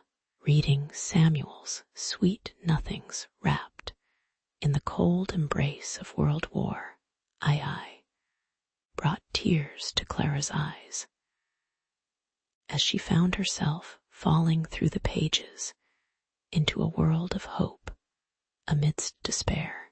Samuel's words were more than just fond declarations. They were a bridge, a connection linking Clara to a time of rationed chocolate and jazz music that crackled through the airwaves. She could almost hear the war cries mingling with the melodious tunes, feel the thrum of uncertainty under the surface of their bliss.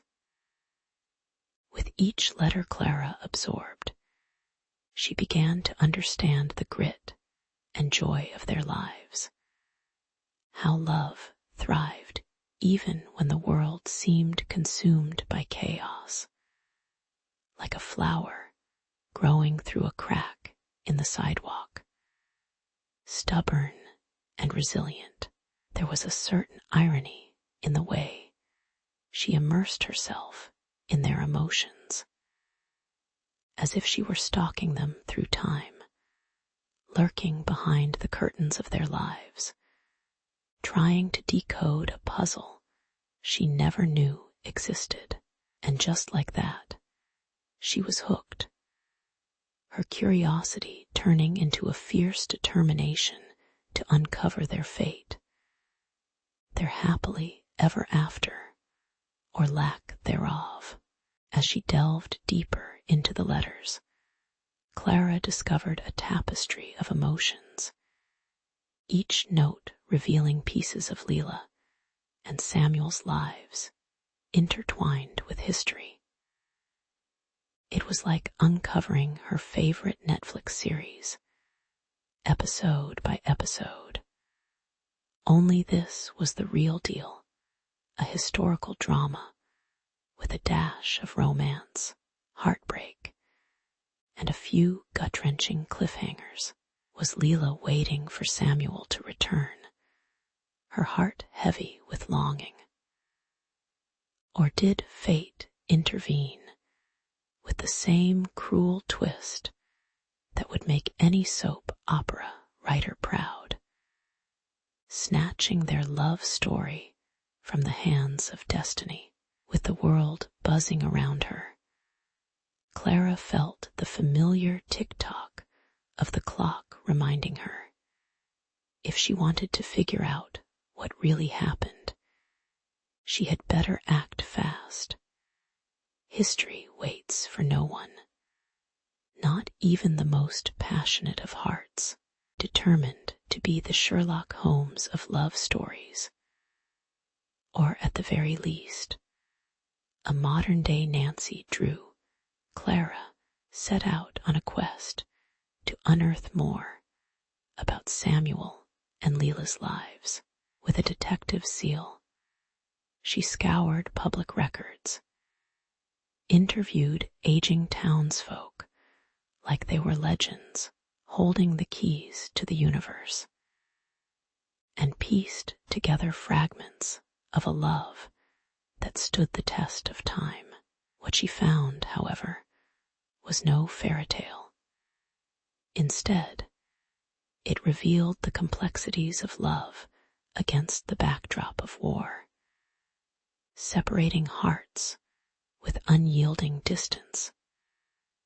A poignant reminder that real stories often come painted in shades of gray. Yet Clara's heart swelled with hope, each revelation nudging her closer to their truth. In her small town of Elderswood, a tale of passion bound by time was waiting to be told, and she would be the one to bring it to life, with all its secrets laid bare for the world to hear. Clara bundled herself in a faded wool sweater, the kind that wrapped around her like a comforting memory, as she stepped into the crisp Elderswood air. Her heart raced with each heartbeat, louder than a war drum, as she strolled down the cobblestone streets. The sight of the old library sent a thrill through her. Its weathered stone walls had seen decades of stories, histories whispered through the cracks. With every step, she pictured Samuel and Leela, their youthful laughter echoing like a distant melody from war-torn uncertainties. Today was the day she would unearth the secrets of their love buried beneath generations. And Clara felt almost like Indiana Jones, with a penchant for romance instead of temple raiding. So here she was, ready to dig up the past, preferably with fewer snakes involved. Inside the library, the dusty air clung to her like an awkward hug from a long-lost relative, heavy and suffocating. The elderly residents of Elderswood were her goldmine, each one a living Google search with stories that crackled like the pages of an old book. She approached Mrs. Hargrove, gripping her vintage teacup like it was a potent elixir of wisdom. all while dodging the stream of kitty fur swirling around her ankles. Clara listened intently as Mrs. Hargrove recounted tales of Leela dancing under the moonlight. Her spirit ignited by the sweet scent of jasmine in the air, only to be abruptly dimmed by the departure of her love to war. It was almost poetic, and Clara couldn't help but feel a twinge of envy for Leela's enchanting past. Yet the war loomed over the stories, like a storm cloud ready to rain despair over the cheerfulness of summer skies. But alas, secrets rarely remain buried without a struggle. Clara's enthusiasm bumped head-on into the stubbornness of her family, who greeted her inquiries with wary glances and heavy sighs, as if reopening these old wounds might summon a vengeful ghost armed with haunting memories. Each conversation felt like treading on brittle ice, where one misstep could crack the surface and plunge her into the icy depths of regret. The more she probed, the more they retreated, evoking an eye roll reminiscent of a rebellious teenager, the kind that made her want to fling open old photo albums for dramatic emphasis. But Clara was undeterred. She was a resolute detective in fetching pajamas, and no amount of family drama would stop her from piecing together the missing parts of a love story that pulsed in her very veins. Then there was Mr. Blake, the rival historian, whose charm was as appealing as a soggy sandwich. Sporting tweed that looked more suited for a 1950s sitcom, he had a knack for turning the simplest fact into an exaggerated battle for supremacy. While Clara sought to preserve Samuel and Leela's correspondence, Blake appeared more interested in collecting accolades than truths, intently prowling the library as if it were a buffet line, and he was a starving wolf. She could almost envision him hoarding the love letters, wearing them like a cape, and announcing his findings with all the modesty of a pop star accepting a Grammy. Clara resolved to steer clear of this historian's theatrics while channeling her inner Laura Croft. After all, it wasn't just about finding artifacts. It was about celebrating the story, the very essence of two souls trying to connect amidst the carnage of their era. Yet, despite the hurdles, Clara felt a magnetic pull towards the love shared by Samuel and Leela. Each discovery, each tattered letter she uncovered added layers of connection, like a well-worn quilt that suddenly felt warmer, even in the chill creeping through the library's ancient windows. Their tales of romance wove a tapestry of resilience against the backdrop of a grim history, inspiring Clara's heart to beat with newfound vigor. Perhaps it was destiny that she had stumbled into their world, a grand design that asked for her hand in this historical dance. As she gazed into the pages of the past, Clara realized that some stories do not merely belong to time, but linger in the hearts of those willing to chase them. A vivid reminder that love always endures, even when it's hidden amongst dusty collections and hesitant family knots. Clara stood in the dim light of the old attic, dust motes dancing like confused fairies around her. The air was thick with the scent of mothballs and aged wood, a time capsule of forgotten memories.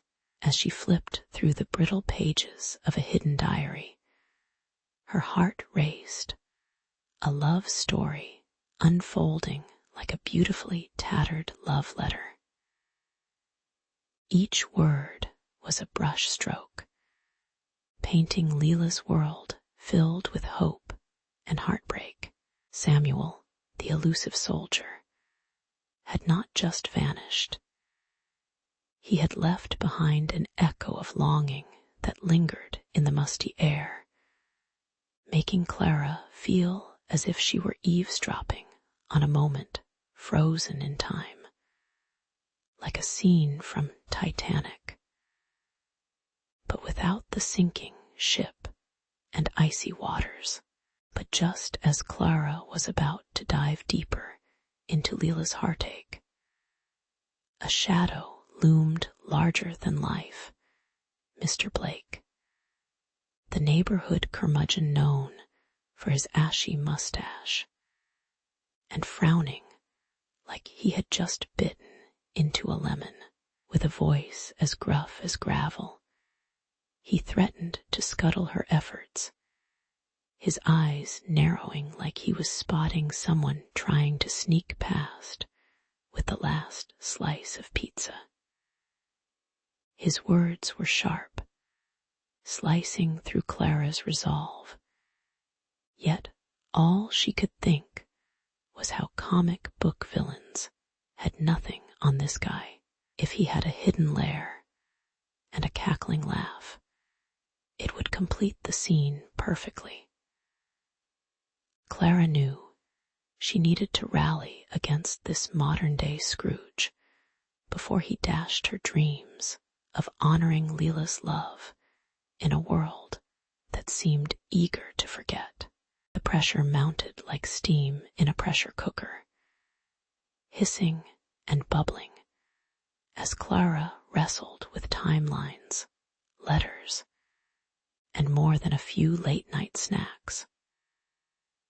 She could almost hear the ticking clock counting down as she pieced together snippets of Leela's diary, full of dreams as whimsical as a Disney movie, but grounded in the grittiness of reality. "Oh, Samuel," Leela had written, "how can a heart remain whole when its other half is miles away?" Clara could almost picture Leela in her vintage braids, sitting beneath an oak tree with ink-stained fingers, hopelessly pining for a love sewn together by letters, and a hope that kept fraying at the edges. It felt like a scene from The Notebook, but with more sentimental moans and less Ryan Gosling. Meanwhile, Mr. Blake prowled like a cat with a vendetta, whispering threats, pushing forward his misguided notions about privacy as if they were gospel. He insisted that the past should remain buried, like old hats nobody cared to wear anymore. Clara could feel the weight of his disapproval smothering her, a thick cloud ready to rain on her parade of rigor and research. But armed with Leela's story, the more she read, the more she felt a flaming determination rising, like watching the underdog claim victory in the final seconds in an underwhelming sports movie. She would uncover the full tale of love and loss, publishing it in big, bold letters if she had to, with Mr. Blake's grumpy mug stuck in a frame somewhere as the ultimate background character, with time slipping away like water through her fingers. Clara raced to connect the dots of a love story that deserved to see the light of day. The thrill of discovery tinged the air, mingling with the musty scent of history and ink as she dipped deeper into Leela's struggles and joys. It was a sense of urgency that was both thrilling and terrifying. The kind of adrenaline rush you get before a first date versus your all-time crush, exhilarating, yet completely nerve-wracking.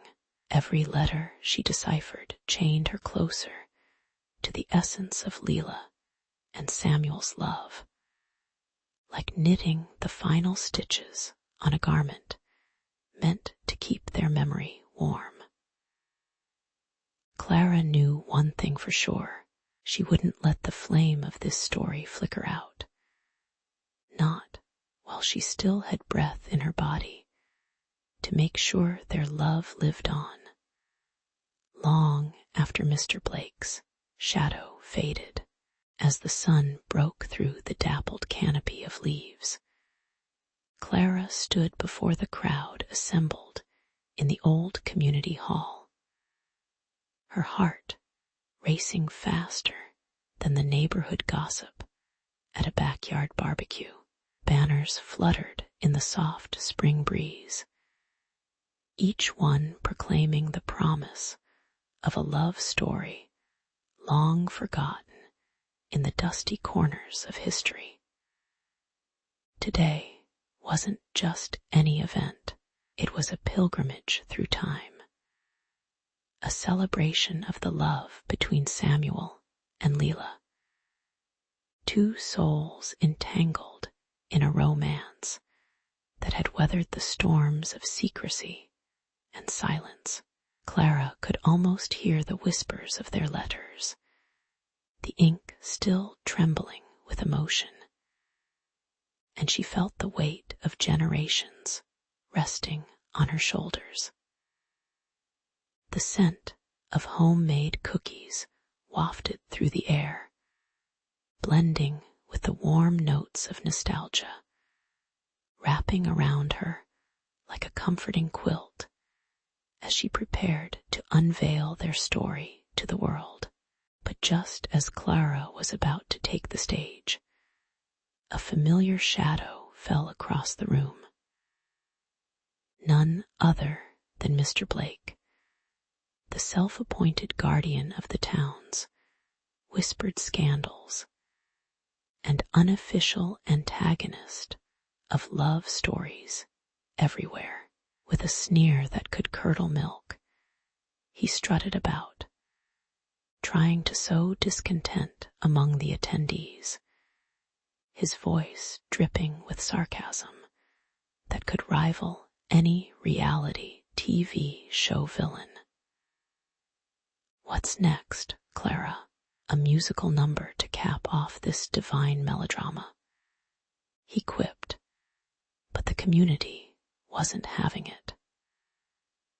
Like a herd of protective sheep rallying around their shepherd, the townsfolk began murmuring, their eyes blazing with a fierce loyalty that was at least 20 years in the making. They rallied behind Clara, ready to confront the naysayer with the kind of support that could turn even the iciest hearts into puddles of melting chocolate on a summer day.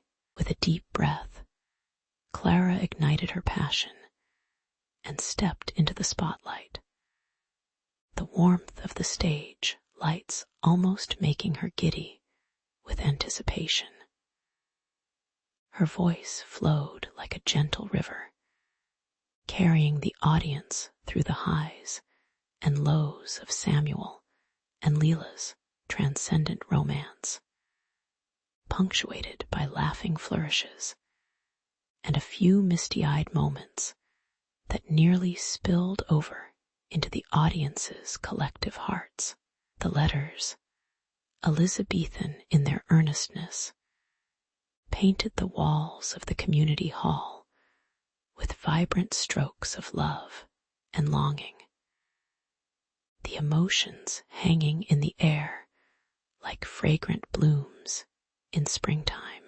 Audience members leaned forward, caught in a web of tales that felt tantalizingly familiar, whispering secrets that echoed through time, as if they had just stumbled upon a juicy bit from a romance novel, or perhaps an emotional season finale of their favorite soap opera. Clara watched as sassy Sally wiped a tear from her eye, wonderstruck. It seemed the essence of love was a language everyone could understand.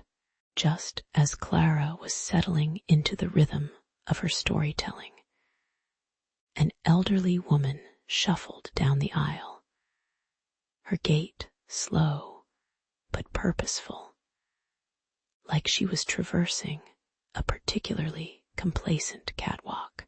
To bewildered eyebrows raised in confusion, she cleared her throat, a sound as crackling as autumn leaves underfoot, and whispered a name that sent shockwaves through the room. "I am Leela's sister," she said, her voice trembling like a leaf, anticipating the fall. Gasps erupted like popcorn in a hot pan, the room filled with a cocktail of excitement and disbelief. And for a moment, time stood still. The weight of 100 unresolved questions hung in the air like a superhero's cape, and Clara felt as though she had stumbled into an unexpected plot twist worthy of a M. Night Shyamalan film. With the crack of a proverbial whiplash, the room shifted once more as the sister unveiled tales of heartbreak and happiness, offering a rich tapestry to the already colorful narrative. Her eyes sparkled with the sweetness of memories, betraying years of secrets tucked away like treasured photographs in a shoebox under the bed. Leela's sister leaned close, sharing the bittersweet details that filled their family history with threads of joy and sorrow all at once. Like sampling a chocolate truffle that had just a hint of salt, Clara felt the energy in the hall swell from curiosity to connection.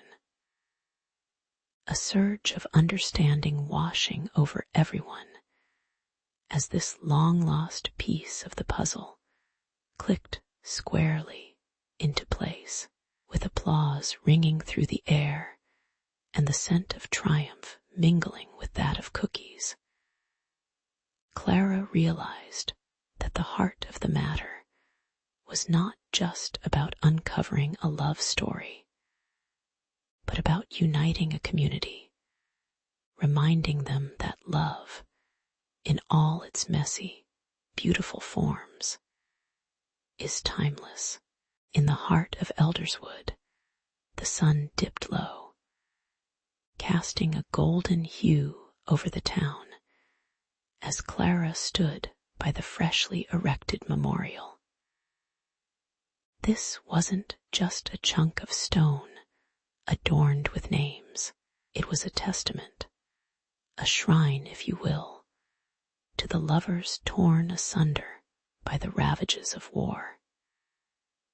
Think Titanic without the shipwreck. Love story meets tragedy. As she brushed her fingers against the cool granite, each name felt alive, breathing tales of longing and sacrifice into the crisp air. A perfume of nostalgia weaving through the crowd gathered around her. Clara could almost hear the whispers of Samuel and Leela floating around, as if the universe conspired to keep their story untarnished through time's relentless march. Who would have thought that a simple girl with a deep-seated love for history would become the chronicler of such epic romances? Work on the memorial hadn't been all roses and rainbows, though Clara and Leela's sister shared more than a bond over love. They shared a steely determination masked by coffee-fueled mornings and late-night debates over the best way to carve heart-shaped initials. Imagine battles of wits over lattes that would make the Great British Bake Off look like a picnic in the park. Each debate chipped away at their differences, allowing their shared grief to sculpt a friendship they never expected. They laughed about how war often made fools of men, especially when love was at stake. Yet here they were, forging a friendship out of the ashes. Together, they transformed their sorrow into something tangible, turning shards of broken hearts into instants of joy and remembrance amidst the gentle rustle of autumn leaves. As the last piece of the memorial was set in place, Clara found herself awash in a tidal wave of reflection. The stories she had unearthed, those whispered devotions penned in fading ink, now felt like living, breathing entities. Each tale of heartbreak ignited in her the realization that love was indeed timeless, a force so strong it transcended the confines of life and death. Picture Clara standing there, channeling her inner Tony Stark, believing each story added a new layer of armor against the loneliness we all fear, like a love letter written across generations. Samuel and Leela danced through her mind, their yearning illuminating the darkest corners of her soul, proving that every heart, no matter how shattered, could find a way to beat again. With her boots firmly planted in Elderswood, Clara ventured into the community with a newfound zeal, buoyed by the connections blossoming around her. With every shared story from neighbors over sidewalk chalk designs and picnics in the park, she felt the weight of history being lifted, like throwing open the shutters of a long-abandoned house to let in the sunlight. People gathered, not just for the memorial, but to rediscover love in their own right, sparking rekindled romance, while reminiscing about their own epic tales, which were often laced with just as much irony and comic calamity as a rom-com gone awry. Love Gone Wrong, the local edition, she thought, biting back a giggle. It felt as if Clara had unlocked something deeper than nostalgia. She had released an entire wave of communal affection, bridging the past and the present. As night fell, Clara stood again at the foot of the memorial, now illuminated under a canopy of stars, each twinkling light echoing the countless stories of love like ancient constellations in the sky. The air buzzed with anticipation. Children chased fireflies, capturing the fleeting glow of childhood wonder, while couples found comfort in sharing quiet, knowing glances. Clara closed her eyes, inhaling the mingled scents of wildflowers and the smoky remnants of a nearby bonfire, feeling ever so slightly like a character plucked from a Jane Austen novel. Yes, love was messy, like trying to bake a souffle with no idea what a souffle was. But it was also lovely and rich, a tapestry woven from laughter, tears, and the inevitable quirks that make us human. With a heart full of gratitude, Clara knew she had embraced not just a legacy of love, but a revival, a relentless pulse of affection that would echo long after she and the memorial had faded into history. In the bustling heart of Mayfair, where champagne flowed like a river and laughter mingled with the warm glow of gaslight, Lady Clara Ashford stepped into the grand ballroom, her gown swirling like mist around her. The air was thick with the scent of roses and expensive perfumes, a heady mix that danced with the faintest hint of smoke from burning braziers. Clara's auburn hair, pinned with diamonds that sparkled with every flutter of her fan, caught the eyes of many, but it was the laughter and the music and the whispered gossip that held her captive, like the latest chapter of a novel she reluctantly adored. The room felt alive, each painted canvas and gilded mirror echoing the societal expectations that weighed down on her like a lead ball gown. While somewhere amidst the chaotic throng of the elite, her heart began to stir with an uncharted excitement.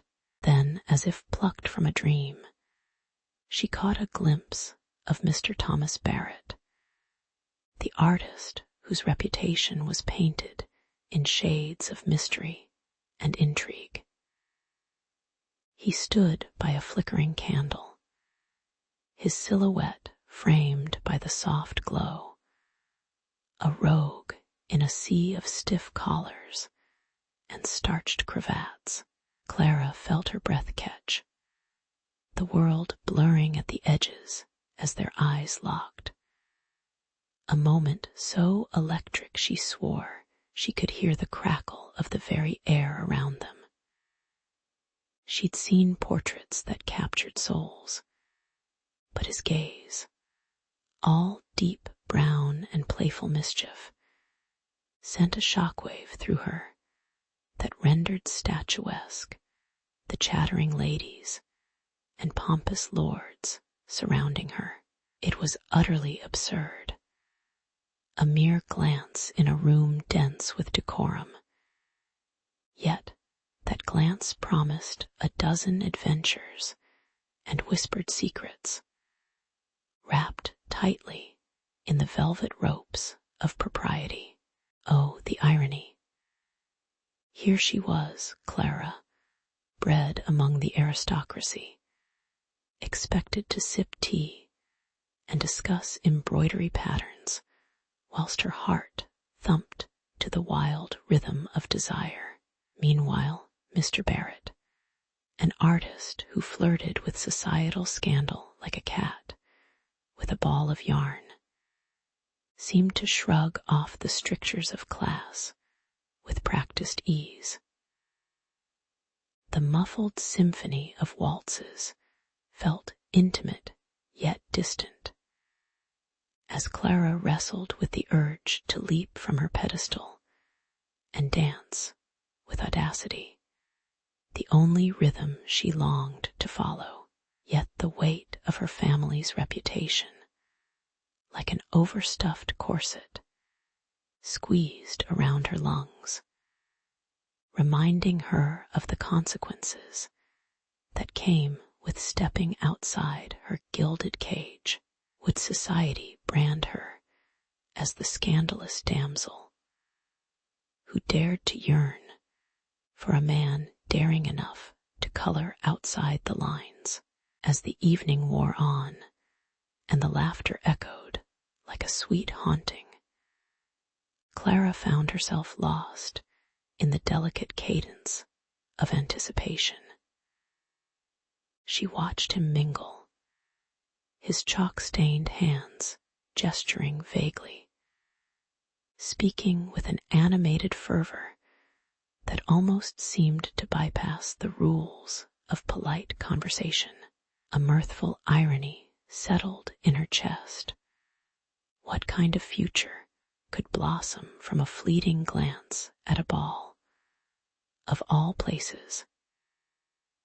Yet, every time their gazes danced, it was as if the universe whispered a promise that hinted at more than mere societal exhibitions. He was not just a man, but a door to a world where whispers turned into laughter and secrets bloomed like flowers in the night. But the clock was ticking, and among the swirling gowns and glittering chandeliers, reality loomed like a shadowy figure in the periphery. Clara knew she had to return to her duties as the dutiful daughter, a role far too rehearsed, yet her heart tugged like a demanding child, unwilling to let go of a toy. As the strains of a waltz filled the air, she felt a pang that was both thrilling and terrifying, a duel of obligation versus desire. Clara took a deep breath, her resolve crumbling like an overbaked biscuit, the smattering of rules and norms feeling increasingly futile. Who knew that a single glance could unravel the fine embroidery of her life? Maybe just this once, amidst the clinking glasses and velvet whispers, she'd dare to dream of more than just what society dictated. In the lush, green labyrinth of her family's estate, Clara felt like a character in one of those scandalous novels that might cause a blush if found too close to her mother's often scrutinizing eyes. The gardens, alive with the scent of roses and freshly cut grass, had transformed into their secret world, hidden away from the prying gaze of society. Who knew that a mere whisper of wind could conspire with her heart's wildest yearnings? Every stolen glance at Thomas sent a delightful shiver rippling through her, breaking the monotony of her day like a splash of color on an otherwise gray canvas. It was in these fragrant corridors of betrayal and desire that she began to write heartfelt notes, each carefully folded, as delicate as her burgeoning love, and equally as fragile, almost begging to be discovered by curious eyes. If only her mother knew. Yet, as their hidden rendezvous deepened, so did the looming shadow of discovery. Clara's mother, a formidable matriarch with a well-practiced eye for mischief, began to notice her daughter's absent-mindedness, the way Clara could stare vacantly at a teacup, as if it held the answers to the universe. With every passing euphoric minute spent under the elm tree with Thomas, Clara's spirit soared, while her mother's ever-watchful gaze crept closer. A relentless hawk circling its hapless prey. Meanwhile, the ladies of the town began to gossip like a pack of crows, their cawing growing louder with each passing day, about a mysterious artist whose work had been mesmerizing audiences. Clara just hoped that none of her mother's society friends would connect the dots. Imagine the scandal if they learned she was dabbling in both love and art. A double whammy worthy of melodramatic fainting fits. One fateful afternoon, Clara tucked a note adorned with flowery language behind a large sunflower, a secret waiting for Thomas to retrieve it. Her hands trembled, sending little beads of sweat down her spine, nearly as disconcerting as a cat in a bathtub. Each rustling leaf in the winds seemed to mock her audacity and romantic folly. What if Thomas never found it? What if he did and found it dreadfully boring? The thought nearly stole the breath right out of her lungs. She was in too deep. What she didn't realize, however, was that their forbidden love was already sending ripples through the more than average nosy neighbor, Lady Buglington, who had an uncanny knack for sticking her nose where it didn't belong, like a curious dog at a butcher's shop. Their meetings, fleeting and electric, became the stuff of legend, masked behind subtle comments in tea gatherings as the ladies clinked their porcelain cups. Little did they know, it was Clara who was the canvas of an entirely different masterpiece. Her heart painted in hues of blush every time she caught Thomas's eye as he approached.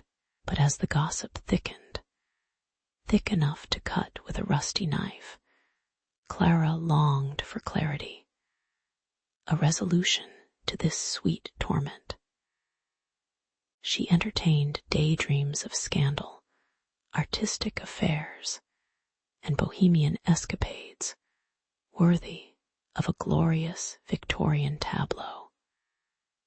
But those daydreams were quickly replaced with the reality of her mother's increasingly pointed remarks, sharp as a knife and just as dangerous. The ever-present risk of exposure filled the air like the heavy scent of impending rain. One wrong move, and everything could come crashing down. Yet, in the midst of her entangling emotions and societal intrigue, Clara found herself doubling down on her love, refusing to let any outside pressure flicker out the flame inside her. The thrill of secret glances, the tightening of her throat during their fleeting touches, felt more alive than any ball or dinner could ever offer.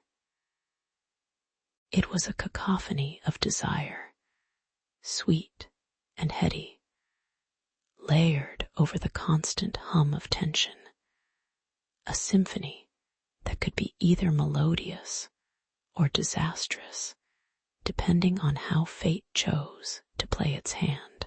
Behind the quiet walls of her home, Clara clung to her secrets as one might hold a fragile ornament before an unsteady guest, wary of every sign of discord, and through it all, she silently vowed that she would dance the dance of love, even if the music occasionally faltered, and the shadows whispered treacheries in their wake. In the grand, echoing halls of her family's estate, Clara's heart thundered like the rain drumming against the newly washed cobblestones outside.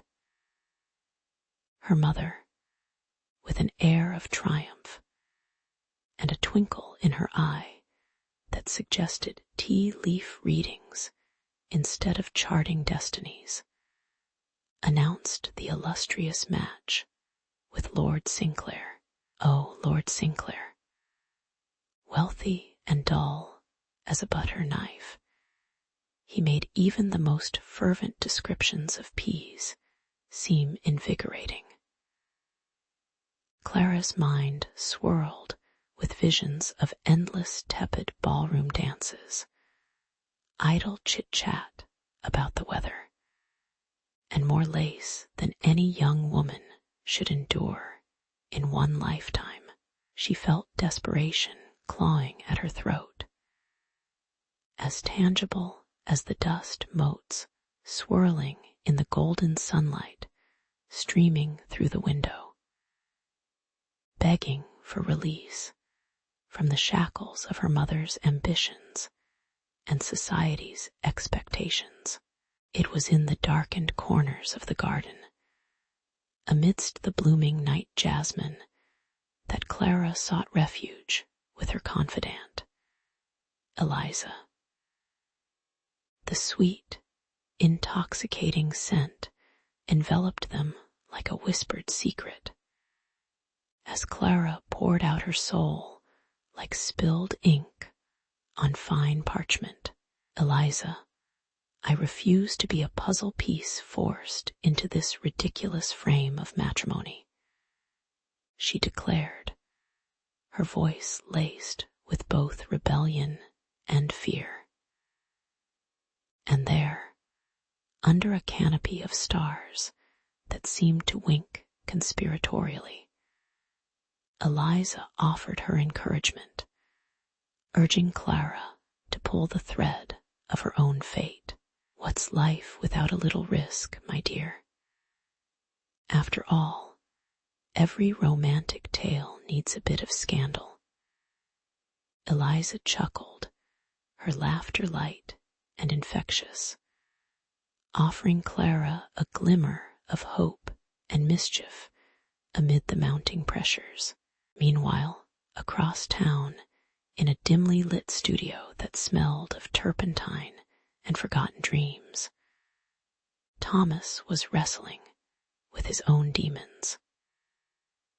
The air was thick with the scent of paint and burnt wood as he attempted to distill the beauty of a Gothic landscape onto canvas, while knowing that the blink-and-you-miss-it art world was far more competitive than Lord Sinclair's boring soirees. Each stroke of his brush felt like a shout into a void, as critics' voices echoed in his mind, dampening his creative spirit. Yet, somewhere beneath the layers of color, his longing for Clara shimmered, a fire that refused to be extinguished by either societal pressures or the sneers of pompous art dealers. The thought of losing her to the drudgery of marriage ignited a new fervor in his brush strokes, blending desperation and passion onto the canvas, determined to secure both his career and his heart. As the urgency of their situations collided like a thunderstorm on the horizon, Clara and Thomas hatched a reckless plan.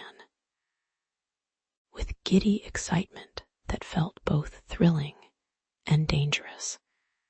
They envisioned a daring escape, one that could unveil their feelings or expose them to the merciless glare of societal scrutiny. A clandestine rendezvous at the annual masquerade ball would not only provide a perfect cover, but also offer a backdrop ripe for adventure, where masked faces collided and secrets could flutter away like confetti.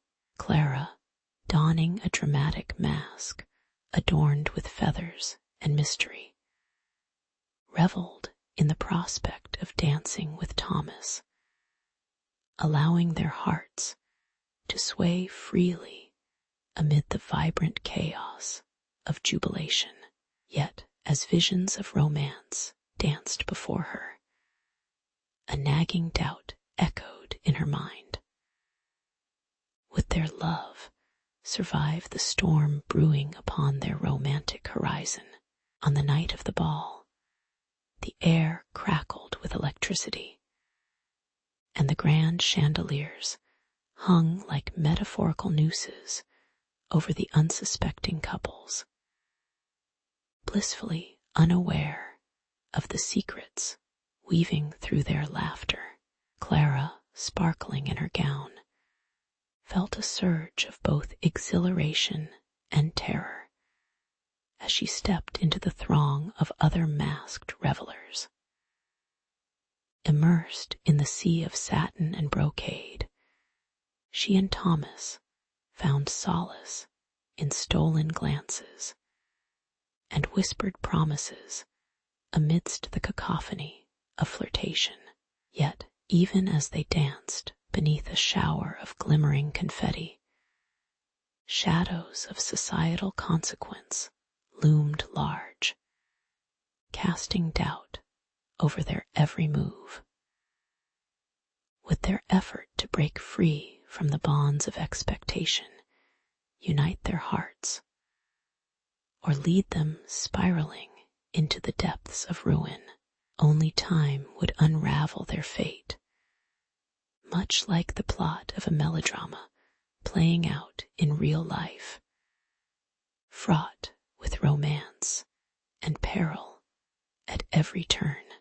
The grand ballroom shimmered like a night sky strewn with diamonds, the chandeliers casting a warm glow over silk, and satin-clad figures twirling to the strains of a lively waltz.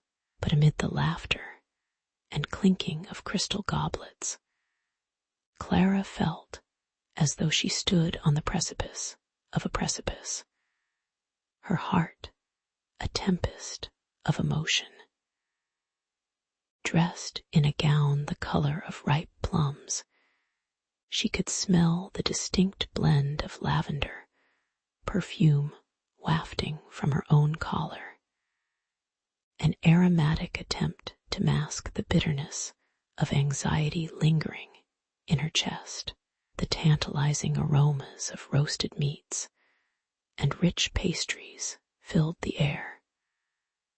But Clara was far too lost in her thoughts, tasting only the metallic tang of dread on her tongue.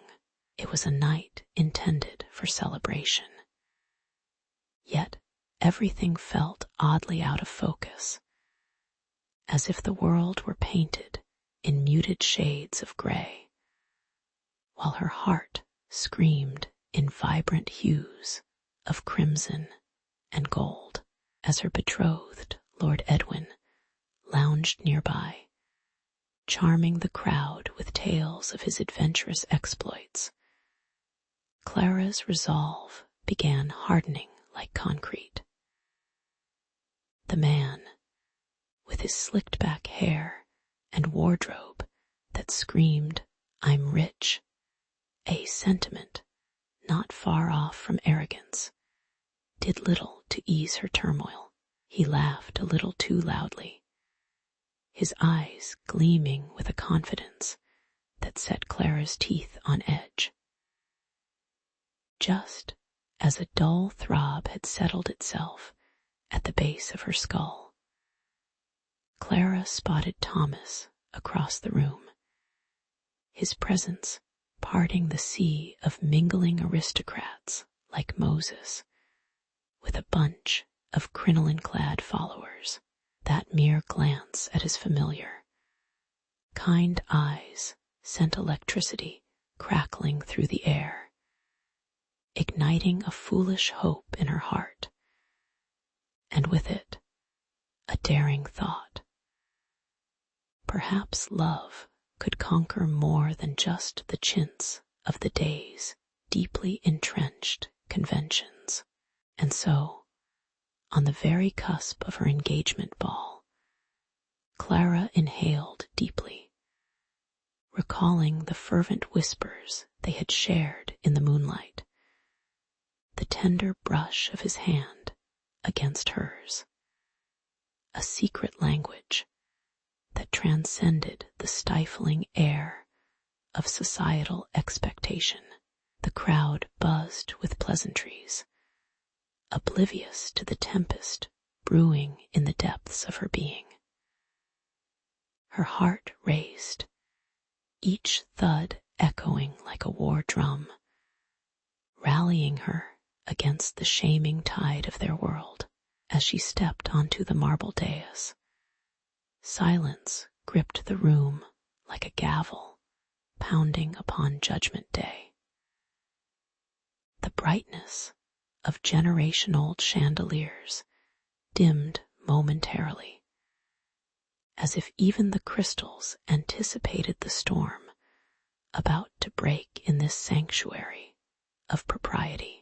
With her voice, a compass defying the magnetism of conformity, she declared her love for Thomas, the words spilling from her lips like a well-rehearsed soliloquy, passionate and profound, yet fraught with the weight of rebellion.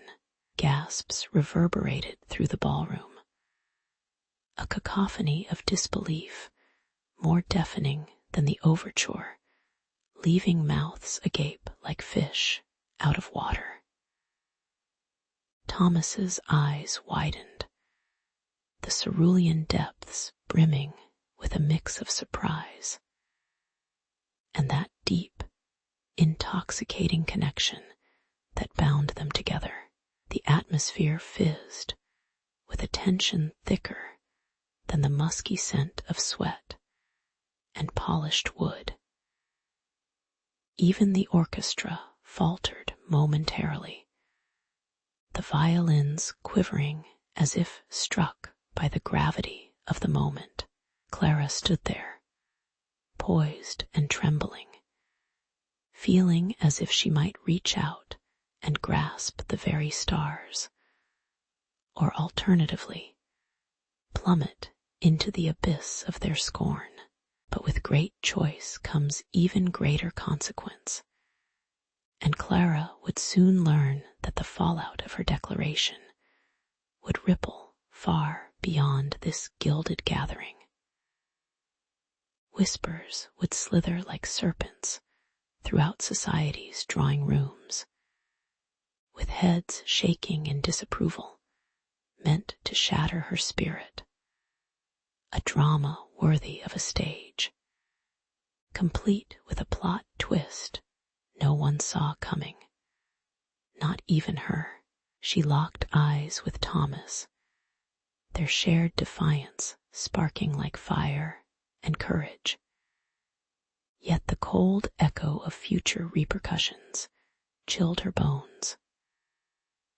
Her family's wrath would leap mercilessly from the shadows, ready to pounce like an angry feline, its claws outstretched for the flesh of her choices. But for now, in this breathless moment before the inevitable judgment, Clara allowed herself a sliver of happiness, a flicker that might just light the way to her true freedom. In the quaint cobbled streets of Victorian London, Clara and Thomas stumbled not just through the remnants of their scandal, but into an unfamiliar spotlight. The air was thick with anticipation as they held hands, cloistered by the whispering winds of change. Outsiders might have only heard the rustle of their skirts and the crunch of gravel beneath polished boots. But Clara felt the electrifying pulse of something new around her, an undercurrent of revolution, vibrant as the hues of a sunset. Society, those ghostly figures of starch and crinoline, was beginning to stir like a ship awakening from a long slumber, and Clara was set on being its captain rather than a mere passenger. "Keep your hats on, folks. Looks like we're in for a wild ride," she might have quipped with a cheeky grin, igniting a flicker of mischief even in the gravest of faces surrounding them. The gatherings in refined parlors transformed as the tears of scandal washed the dust off long-standing traditions. Clara's courage became the stuff of whispered admiration over tea. Her name floated through the air like steam rising from a freshly brewed cup. Suddenly, genteel young ladies were slipping clandestine notes to each other, daring to discuss the unmentionable, the power of love over societal expectations. And men, usually fixated on stiff upper lips and harder banter, began to rally around their cause, bolstered by the courage shown by Clara and Thomas. One particularly dashing gentleman raised his glass petitioning to love and to those brave enough to embrace it. Bathed in the glow of flickering candlelight, laughter bubbled forth, and with it, hope grew stronger, a rebel's anthem sung softly in shadowy corners of society. Little by little, Clara became a beacon of change, wielding her influence like an imaginary sword, cutting through the fraying threads of tradition. With each brave step she took, even the scent of the roses in hat shops seemed to carry a new fragrance, one that was heady and daring, infused with unspoken desires and freedom. In every lace-trimmed corner, young men and women began to openly exchange glances, their hearts thudding audibly against their dusty waistcoats and corseted bodices, daring to become their true selves.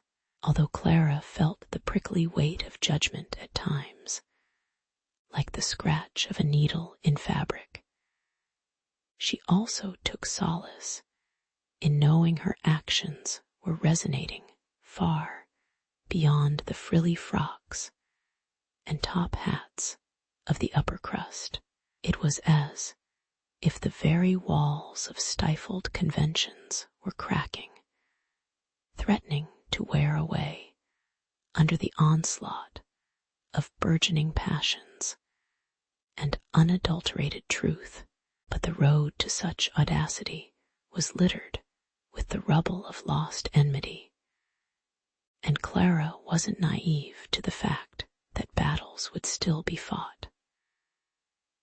Overwhelmingly, the clinking of teacups was often drowned out by the sharp gasp from the traditionalists, a melodramatic gasp that echoed more than once at soirees. As people recoiled at the mere mention of the love Clara and Thomas dared to profess, heads turned and eyebrows shot up. Think of it as the societal equivalent of a dramatic plot twist worthy of a raucous penny dreadful. Yet Clara reveled in the irony. Their shock only fueled her resolve, and she couldn't help but chuckle at the absurdity of a world anchored so firmly in the weight of acceptable decorum. Oh, darling, look at their faces. It's a good thing we're not here for their approval, but for the dance of our hearts, she would murmur sweetly to Thomas between stolen gazes and smirking laughter in the dim light of crystal chandeliers as dawn broke over London, illuminating the sky with soft peach and gold. Clara and Thomas finally found their footing amidst the shifting sands of societal expectations. Their clandestine love transformed into something brimming with authenticity, buoyed not just by the dreams of two lovers, but by the hopes of kindred spirits yearning for change. Each day became a treasure trove of shared glances, gentle touches, and tender smiles, a collage of ecstatic moments that sparkled like sunlight on rippling waters. The air crackled with possibilities, and Clara walked through the streets, feeling the warmth of 1,000 eyes that no longer judged, but celebrated their union. In that moment, under the approving gaze of a new wave of society, Clara and Thomas were no longer mere participants in life. They had transformed into pioneers of passion in a world thrillingly unbound by the past.